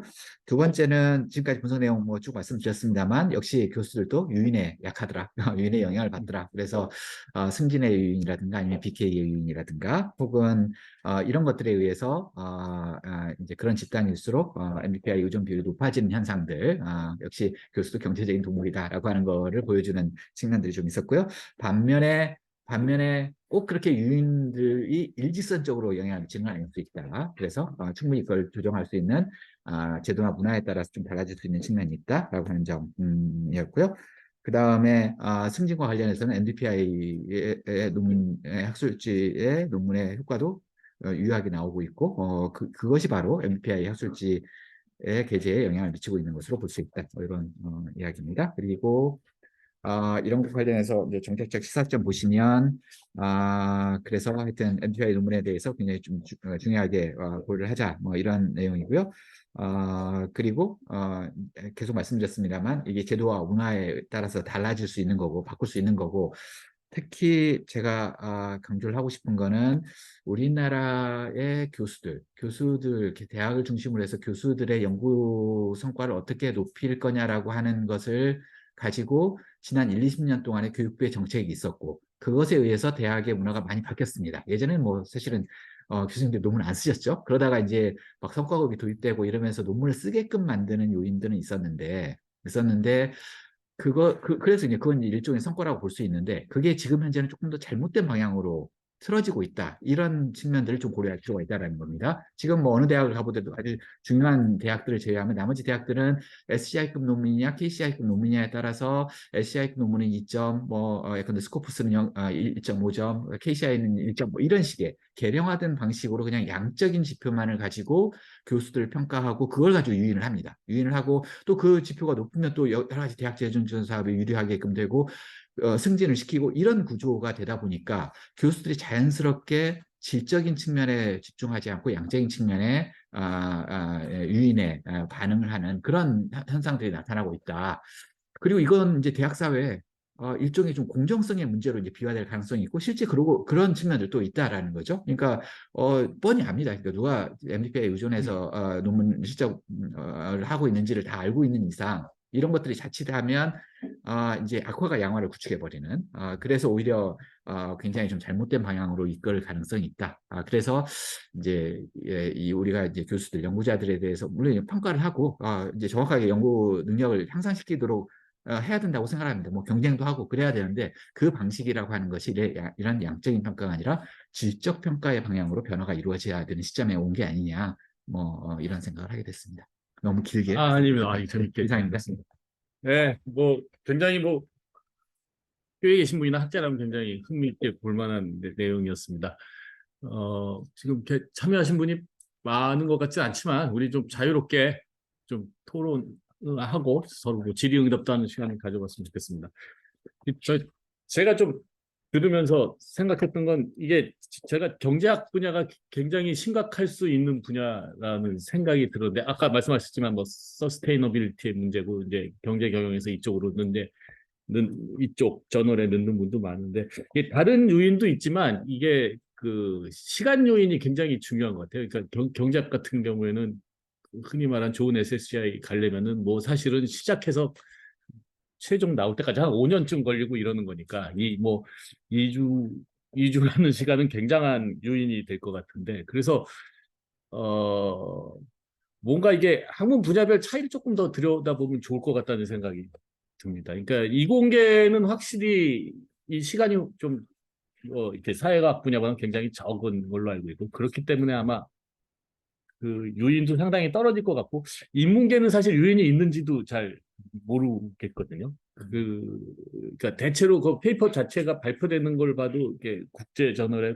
발표량이 극히 적은 거라서 그래서 이게 하여튼 분야별 차이가 많이 있는 것 같다는 거랑 그걸 조금 더 봤으면 재밌었지 않을까. 지금은 못 하시겠지만 그런 생각이 하나 들었고 또 하나는 결국은 이제 학교에서 질적 평가를 못 하고 있다는 게 가장 큰 문제인데 이게 우리나라 전반의 문제인 것 같습니다. 그러니까 알기 쉬운 계량 지표를 사용하는 게 끼리끼리 모여 있는 집단의 동료 평가를 사실은 믿지 못해서 나오는 결과가 아닌가 싶어서 이거가 이렇게 간단히 해결될 문제는 아니지만 이 문제도 참 이게 결국 양적 평가 그거 논문 숫자로 사람을 평가하는 거 여기서 나온 근본적인 문제고 이거가 해결되려 그러면 좀 전문가 사회가 더 신뢰를 받아야겠다. 근데 그러면서 좀 약간 좌절감을 주는 결과인 것 같기도 하고 뭐 그런 생각이 들었습니다.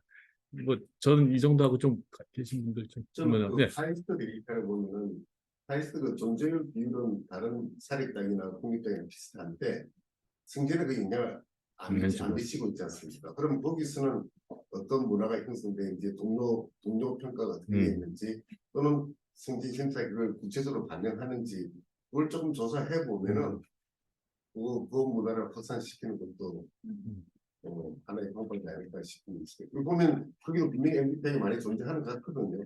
근데 그게 승계를 반영이 거의 안 되고 있다는 것은 내부적으로 무슨 제도를 갖고 있는지 그것도 알고 계시니까 무슨 그런 게 있는지 그게 제일 아주 네. 특징적으로 나타나는 거예요. 일단 일단 답을 예, 하시죠. 예. 그 이제 한 교수님 말씀부터 먼저 말씀을 드리면 그러니까 과학기술원 같은 경우도 뭐 좀 다 차별적이긴 한 것 같고요. 그리고 뭐 제가 이제 내부를 이렇게 잘 알지는 못하지만 근데 이제 그런 건 있는 것 같습니다. 그러니까 저희가 이 MDPI 학술지에 논문을 쓰는 게 이게 교수들이 주도적으로 내 승진에 영향이 있으니 그걸 써야 되겠다 이렇게 이제 쓰는 경우도 있고 또 상당히 많은 경우는 제자들과의 관련성 때문에 쓰는 경우들이 있는 것 맞아요. 같습니다. 그러니까 예를 들어서 꽤 좋은 대학들 같은 경우에는 이 박사 논문을 받으려면 뭐 SCI 그 논문이 있어야 되고 막 이런 게 있고 그러면 그런 논문을 쓰면서 자기의 연구 실적이기도 뭐 좀 그런 욕심이 좀 들어가기도 했겠지만 주도 자체를 이렇게 제자 그룹들이 해서 자기가 들어가는 경우들 뭐 이런 경우들도 좀 있을 수 있는 것 같고요. 그러니까 왜 과학기술원 같은 경우에도 사실은 이게 0이 되는 게 아니라 0.2가 되고 있고 또 존재 비율도 상당히 높은 이유가 뭐냐라고 하는 걸 생각을 해보면 확실히 이제 여러 가지 분석을 해보면 그 사람이 그걸 통해서 학교 내에서 뭔가 이익을 얻는 부분은 굉장히 적은 것 같지 않습니까? 적은 것 같은데 그럼에도 불구하고 그런 저널에 논문을 실는 어떤 구조가 아까 말씀드렸던 제자 그룹이라든가 뭐 이런 것과 좀 관련이 있지 않을까? 뭐 이런 생각이 조금 들고요. 그건 조금 이제 더 좀 거의 리그레이션에 안 나타나는 거예요. 그렇죠. 예, 그건 뭐 확인이 안 되는 거니까요. 그러니까 먼저 확인을 해서 뭐 그게 자기가 공저자를 쓴 비율을 또 확인해 보려면 뭐 확인해 볼 수는 있을 것 같긴 합니다. 근데 그러니까 자기가 주저자냐 공저자냐 뭐 근데 또 제자하고 논문 쓸 때도 자기가 또 제일 잘 들어가는 경우도 있고 이러니까 하여튼 조금 좀 더 그러니까 질적으로 좀 들여다봐야 되지 않을까 뭐 이런 생각이 좀 들고요. 그리고 이제 제가 몇 군데 뭐 케이스 그러니까 연구재단 있으니까 이제 대학들을 조금 이제 정보를 좀 얻게 되는 경우도 좀 있는데 몇 개 그런 카이스트라든가 아니면 포항공대라든가 이런 데를 보면 이미 질적인 평가를 하는 데들이 좀 있는 것 같아요. 특히 이제 승진 같은 경우에는 뭐 성과는 모르겠지만 승진 같은 경우에는 뭐 SCI급 몇 번 이상 있어야 되고 뭐 이런 거는 의미가 없고 굉장히 중요한 대표 논문들을 가지고 외부의 논문 심사를 해서 승진 여부를 결정을 하고 순위도 굉장히 엄격하게 하고 어떤 경우는 또 제가 그런 것도 봤네요. 미국식으로 그냥 학과의 이름을 해서 매년의 연구 성과들은 그 학과장을 중심으로 해서 평가를 하도록 그러니까 아까 말씀드렸던 신뢰가 어느 정도 형성이 되어져 있는 그룹도 좀 있는 것 같고요. 그래서 하여튼 구조가 조금씩은 변하는 것 같은데 그건 정말 빙산의 일각이 변화를 하는 거고 나머지 부분들이 굉장히 크지 않습니까? 이게 중요한데 이런 부분들을 가만히 놓으면 굉장히 왜곡된 방향으로 이게 지금 17%지만 내년 되면 20%가 되고 내후년 되면 30%가 될 가능성이 있다. 그러니까 이 부분에 대해서 문제제기가 이루어질 필요가 있다 이런 생각이 들었고요. 그 다음에 그 교수님 말씀하셨던 것 중에 뭐 다 인정합니다. 그러니까 특히 학문 분야별로 굉장히 차이가 있기 때문에 그래서 제가 이제 이게 작업하면서 제 보고서에는 그게 돼 있습니다. 그러니까 학문 분야 대분류별로 이렇게 좀 분석을 한 게 있는데 그랬더니 막 이제 뒤로 같이 좀 나오기도 하고 그리고 이제 학문 분야를 제가 정확하게 잘 모르겠더라고요. 그러니까 이제 특히 이공계 분야 같은 경우에는 그 분야의 특성이라든가 이런 걸 좀 잘 알아야 거기서 이 MDPI 학술지 센서스가 의미하는 게 무엇인지 뭐 이런 것들을 좀 알겠는데 그런 거 하기는 되게 좀 제가 전문적인 지식이 부족한 것 같고 요거는 좀 앞으로 그러니까 이제 그쪽 분들이랑 좀 그죠? 같이 얘기하면서 해야 되겠네요. 그리고 그게 이제 세분화돼서 이제 분석이 앞으로 좀 이루어질 필요가 있겠다. 뭐 이런 생각이 들고 그 이제 실내 문제는 좀 방금 말씀드렸습니다만 하여튼 그게 절대적이죠. 그러니까 요거를 쉽지 않을 거라고 봅니다. 양적 평가에 익숙해져 있고 그 어디에 대안이 없는데 그냥 일반 저희 같은 조그만 대학에서 질적 평가를 해라. 그랬을 때 과연 그 조그만 대학의 학과의 교수들이 담합하고 이런 거를 이걸 제어를 할 수가 있느냐 본부에서 뭐 이런 문제들이 있어서 쉽지는 않겠지만 하여튼 분위기 자체는 그렇게 가야 된다. 그래서 좀 그래도 바람직스러운 것 중에 하나가 뭐냐면 BK 평가가 변하고 있거든요. 그쵸. 질적 그래서 평가로 그러니까 그 전 단계에 사실 이런 논의가 있는 건 아니었습니다만 그 전 단계는 전부 다 양적인 평가를 해서 참여 교수들의 SCI 논문이 몇 편이냐 이거 가지고 평가를 하다가 이제 그게 의미가 대표적으로 없다고 바뀌었죠. 생각해서 대표 어점만 가지고 평가를 하고 연차 평가도 연구 실적을 내지 않도록 하고 네, 이런. 네. 그러니까 아마 이 올해부터 시작하는 이 BK 가지고 분석을 하면 지금 나와 있는 요 BK 변수의 계수값도 조금 달라지지 않을까? 네, 그런 그럴 수 기대가 있을 것 있습니다. 예. 이 학교보다 오히려 공공 부분이 더 빨리 그 BK선 그게 항상 문제로 지적돼 왔기 예. 때문에 그건 좀 먼저 변한 것 같아요. 근데 아직도 되게 고민이 많은 것 같긴 해요. 맞습니다. 양도 예. 그냥 여전히 좀 따지는 것 같아요. 그러니까 알고 나가면 국민대학이 좀 긴장해. 승진률이 사립대하고 너무 거의 뭐 철가방이라고 하는 게 이걸 봐도 잘. 국민대학은 승진률이 0.7, 뭐 0.6, 70%가 넘었고. 사립대는 0.5 정도밖에 안 돼요. 데이터가 나와서. 그러면 사립을 좀 승진률을 높이자고 얘기가 나올까요? 아니면 국민학교 떨어지자고 얘기가 나올까요? 부정적으로 나올까 봐서.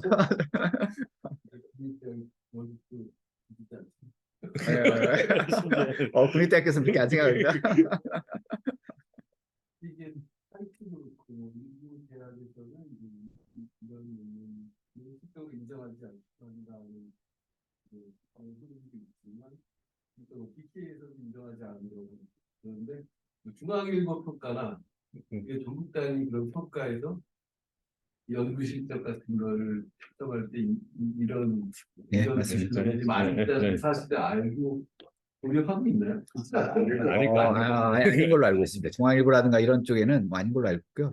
최근에 나온 뭐 신문고사로 봤습니다만 중앙일보에서 평가하는 것을 제일 놀란 게 외국인 비율이 높다라고 하는 걸 굉장히 긍정적으로 끌어넣은 것 같더라고요. 그런 걸 보면 이런 외부에서 하는 곳에서의 평가는 감이 좀 없구나. 대학을 어떻게 평가를 해야 되는지에 대한 이런 느낌을 받았습니다. 약간 궁금한 점도 있는데 이게 이런 저널이 굉장히 늘게 된 게 그 중국 이펙트 같은 것도 좀 있지 않을까?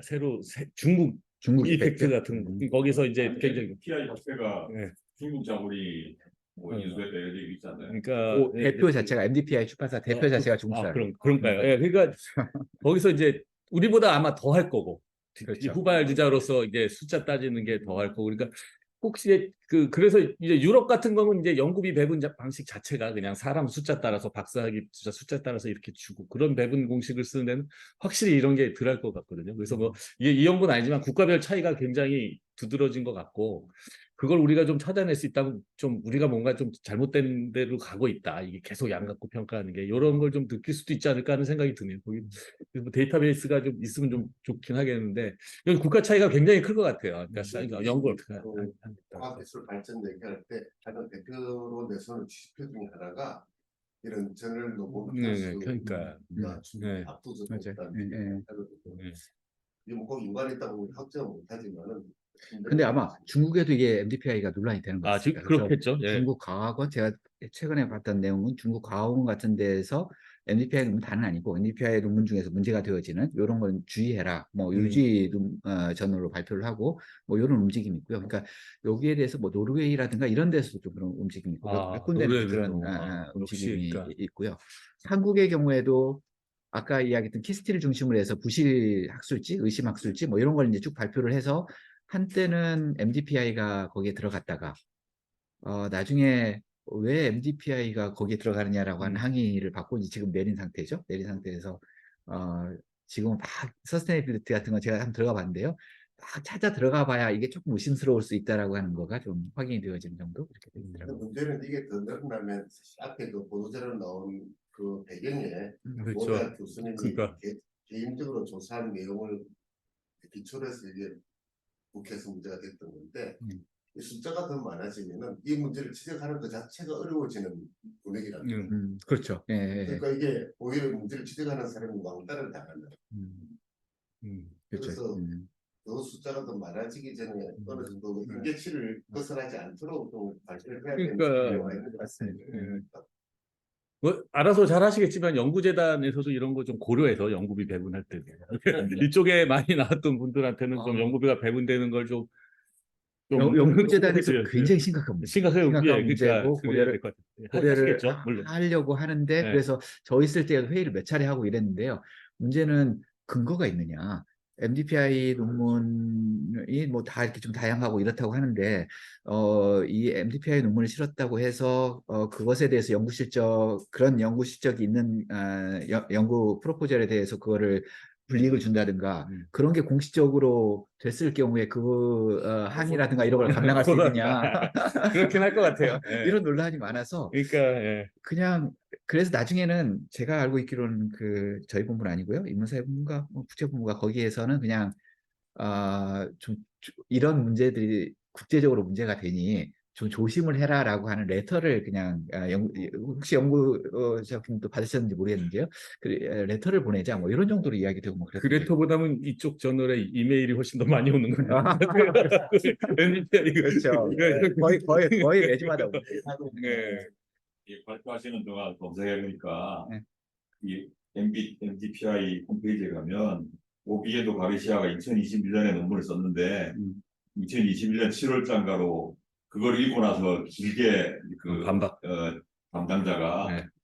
자기 이름을 해가지고 길게 썼는데 뭐 그래프 넣어가면서 막 아주 그럴듯하게 굉장히 길게 반박을 해놨어요. 언제든지 뭐 이런 것에 대한 건 반영을 한다 이러면서 우리가 왜 그러다 버리냐 그러고 이런 얘기인데 그러니까 이게 깊게 따지고 들어가면 대저 학회란 무엇이냐 뭐 네, 이렇게 네, 맞습니다. 네. 경계가 명확하지가 않고요. 그래서 정말로 거창하게 생각하면 이 항분 생산의 이제 메커니즘 그런 뭐 저널에다 논문 싣고 학회하고 이런 게 변화가 드디어 이제 그 한계에 달한 그런 시대가 된 게 아닌가. 왜냐하면 일종의 자본의 논리잖아요. 자본의 논리 가지고 그걸 다 먹어버렸고 심지어는 이제 오픈 억세스라는 게 원래 굉장히 진보적인 의미를 갖는 그런 운동인데 얘들이 오픈 억세스를 선점해버렸어요. 우리는 오픈 억세스 한다. 그래가지고 돈도 안 들고 하드카트 안 찍으니까 그런 명분까지 선점하면서 돈은 돈대로 벌고 평가에 막 활용되고 이런 시스템이 돼서 뭐 이게 무슨 연구재단이나 무슨 한국 정부가 그런 의지가 있는지도 모르겠지만 한국 차원에서 뭐 할 수 있는 문제도 아니지 않나 굉장히 절망스러운 그런 상황이 같긴 해요. 네, 그래서 일반 대학이라든가 뭐 이런 데서 저 있을 때에도 요 MDPI 문제가 우리 대학 굉장히 심각하고 이러는데 우리 대학에서 이거를 뭔가 불이익을 준다 그러면 교수들한테 난리가 나니까 말이 안 된다. 그러니 연구재단에서 지침을 줄 수 없느냐. 뭐 이런 이야기를 한 적이 있기도 했어요. 근데 그건 이제 불가능한 사회고 그리고 이제 앞으로는 MDPI를 출발을 해서 이런 모델이 장사가 된다는 게 알려진 이상 우후죽순처럼 이런 게 생겨날 가능성도 배제하기 어렵다고 보고요. 이런 게 이제 보편화되어지는 추세가 될 거다. 그러면 그랬을 때 이거를 일괄적으로 여기서 여기까지는 약탈적이고 여기서 여기까지는 부실 의심이고 이렇게 중앙에서 뭘 한다는 건 불가능한 거고 그거를 이제 소규모 그게 필요한 소규모 대학 단위라든가 학과 단위에서 자율적으로 규제를 하는 시스템을 만드는 거 그거밖에 방법이 없다. 그러니까 원리적으로는 신뢰 기반으로 해가지고 전문가들의 질적 평가를 좀 믿고 그거를 활용하는 쪽으로 가지 않으면 또 그게 우리나라 그러니까 연구 행정 자체도 좀 분권화가 더 진행돼야지 이렇게 연구재단이 해주세요 이런 식의 마인드 갖고는 좀 어렵지 않을까 하는 생각도 듭니다. 온라인에서 질문이 있습니다. 네네. 안녕하세요. 비슷한 연구를 하고 있어서 매우 흥미롭게 보고 있습니다. 혹시 지금 연구 결과에 따르면 승진의 효과보다는 DK와 같은 정부 재정 지원 사업의 영향이 더 크다고 볼 수 있을까요? 말씀하신 것과 같은 성과 압박도 있겠으나 다른 요인도 있을까요? 라는 첫 번째 질문이고요. 다음 질문 아니면요. 여유가 된다면 하나 더 궁금한 점이 있습니다. 이 스코프스로 데이터를 분석해보니 말씀하신 대로 중국이 MBTI 성장에 기여하는 역할이 분명하게 큰데 많은 MBTI에서 국가 순위 2위가 미국이라는 점이 저는 좀 의아했습니다. 혹시 교수님께서는 어떻게 해석하실지로 라고 기대를 보내주셨습니다. 예, 이제 종속 변수에 따라서 뭐 좀 MDPI 논문 수냐, 존재 비율이냐 이런 거에 따라서 좀 차이가 있습니다만 대체로 승진 효과나 BK 효과들이 표를 보시면 대체로 다 1% 수준에서 다 유의한 내용이고요. 내용이고 그리고 사실은 이제 그것의 절대값이 크냐 작으냐 이런 건 별로 중요하지 않은 게 왜냐하면 이거는 BK에 참여했느냐 안 하느냐고 이거는 이제 조교수냐 부교수냐 이런 차이기 때문에 그것을 절대적으로 비교를 해서 지금의 분석 결과를 보면 BK 효과가 더 큰 것으로 나온다 이고 보기는 어려운 것 같습니다. 하여튼 두 개 다 영향이 있다. 그러니까 승진의 효과도 있고 BK 효과도 있고 뭐 이런 거다 이렇게 생각이 되어지고요. 그 다음에 순위는 뭐 글쎄요. 그러니까 중국이 많을 거고요. 그리고 미국이 연구자가 많고 원래 이 국제적인 논문을 쓰는 사람 되게 많고 뭐 이래서 나오는 그러니까 절대량이기 때문에 절대량을 기준으로 해서는 미국이 압도적으로 많지 않을까 이런 생각이고요. 또 미국 사람들도 사실은 미국은 잘 모르겠습니다만 또 미국 사람도 이런 유인이 좀 있지 않을까요? 그러니까 미국에서도 그 시장을 한번 들여다볼 필요도 있을 것 같다 이런 생각이 듭니다. 근데 보면 MDPR은 잘 모르겠고요. 약탈적 학술지의 경우는 완전히 약탈적 학술지죠. 약탈적 그러니까 SCI에 들어가지 않는 그런 경우는 개도국에서 문제되는 경우들이 많은 것 같고요. 그러니까 제 논문을 보시면 거기에 이제 약탈적 학술지에 누가 논문을 쓰느냐라고 하는 기존의 연구 결과가 쭉 있습니다. 그걸 좀 서베이해 놓은 게 있는데요. 그걸 보시면 그런 약탈적 학술지는 개도국이 훨씬 더 많은 게 아닌가 이런 생각이 듭니다.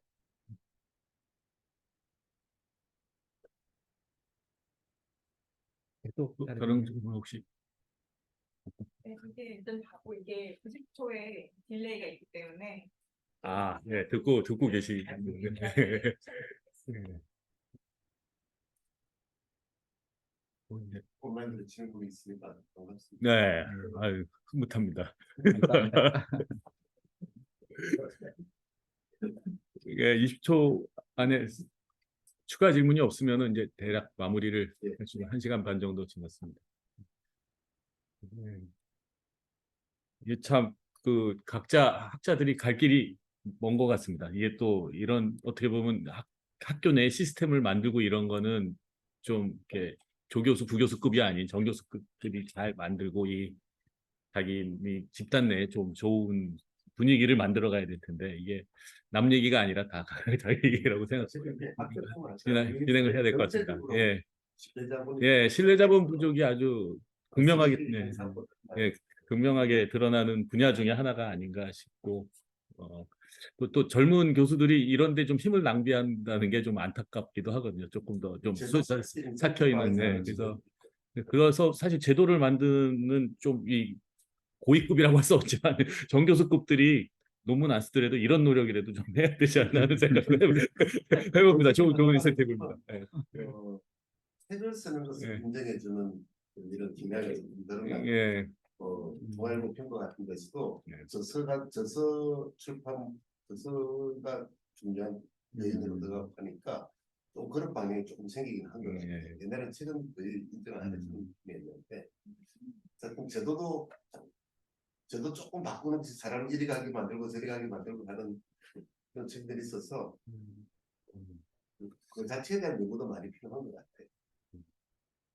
사실 그러니까 목을 이게 약탈 저널이다 뭐 무슨 좀 우리가 카운트하지 말아야 할 저널이다 이런 거는 전문가가 판단을 내릴 수밖에 없는 것 같거든요. 그러니까 안에서 할 수밖에 동료 평가. 예, 그래서 그런 문제들이 좀 잘 진행이 됐으면 좋겠습니다. 예. 근데 사실 그보다 더 큰 문제는 우리가 또 모든 학교가 논문 개수에 매달리는 것 자체가 학생들한테 뭐 너무 좀 나간 말씀인지 몰라도 학생들한테 등록금 받아서 운영하면서 논문 개수에 매달리는 것 자체가 또 어떤 때 보면 안타까운 것도 있고 학교들이 좀 개석을 찾아갖고 좀 하여튼 개수를 실은 중앙집권적인 그 평가 시스템에서 좀 벗어나는 방법들을 좀 많이 고민했으면 합니다. 양질 변화를 혹시 교수님 뭐 최후 진술이라고 뭐 하고 마지막으로 하시고 싶은 근데 하여튼 말씀. 저도 교수고 여기 다 교수님들 계시고 이제 교수님들 중에서도 들으신 분도 계시고 이럴 텐데 저는 그런 것 같아요. 그러니까 물론 교수 집단도 제 논문에 따르면 하여튼 경제적인 인센티브에서 반응을 하고 이런 거긴 하지만 그럼에도 불구하고 교수들은 기본적으로 뭔가 좀 열심히 해보려고 하는 동기가 내적인 동기가 네. 있는 것 같아요. 열심히 학생들도 좀 가르쳐보고 싶고, 그다음에 연구도 좀 의미 있는 연구를 해서 사회에 좀 기여를 하고 싶고 이런 의지들이 있다고 생각을 하고요.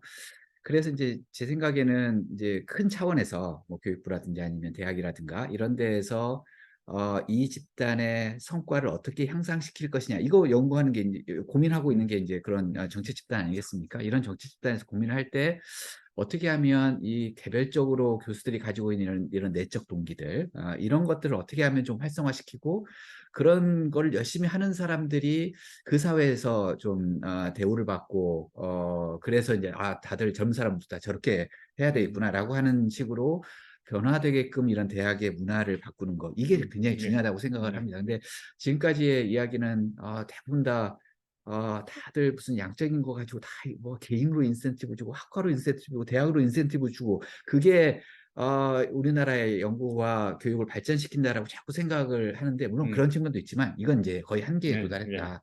그래서 이 대학 정책에 대한 전반적인 이제 사고의 전환과 이그 시스템의 변화 이런 거가 필요한 시점에 온 거 아닐까? 이런 생각을 해봤습니다. 네. 오늘 뭐 장시간 동안 좋은 말씀 감사합니다. 여기저기서 또 같이 해주신 분들께 감사드리면서 이 5차 콜로키움은 여기서 마치겠습니다. 감사합니다. 네, 고맙습니다. 고생 많으셨습니다. 예, 아유, 예, 고맙습니다. 고맙습니다. 예, 감사합니다. 아유,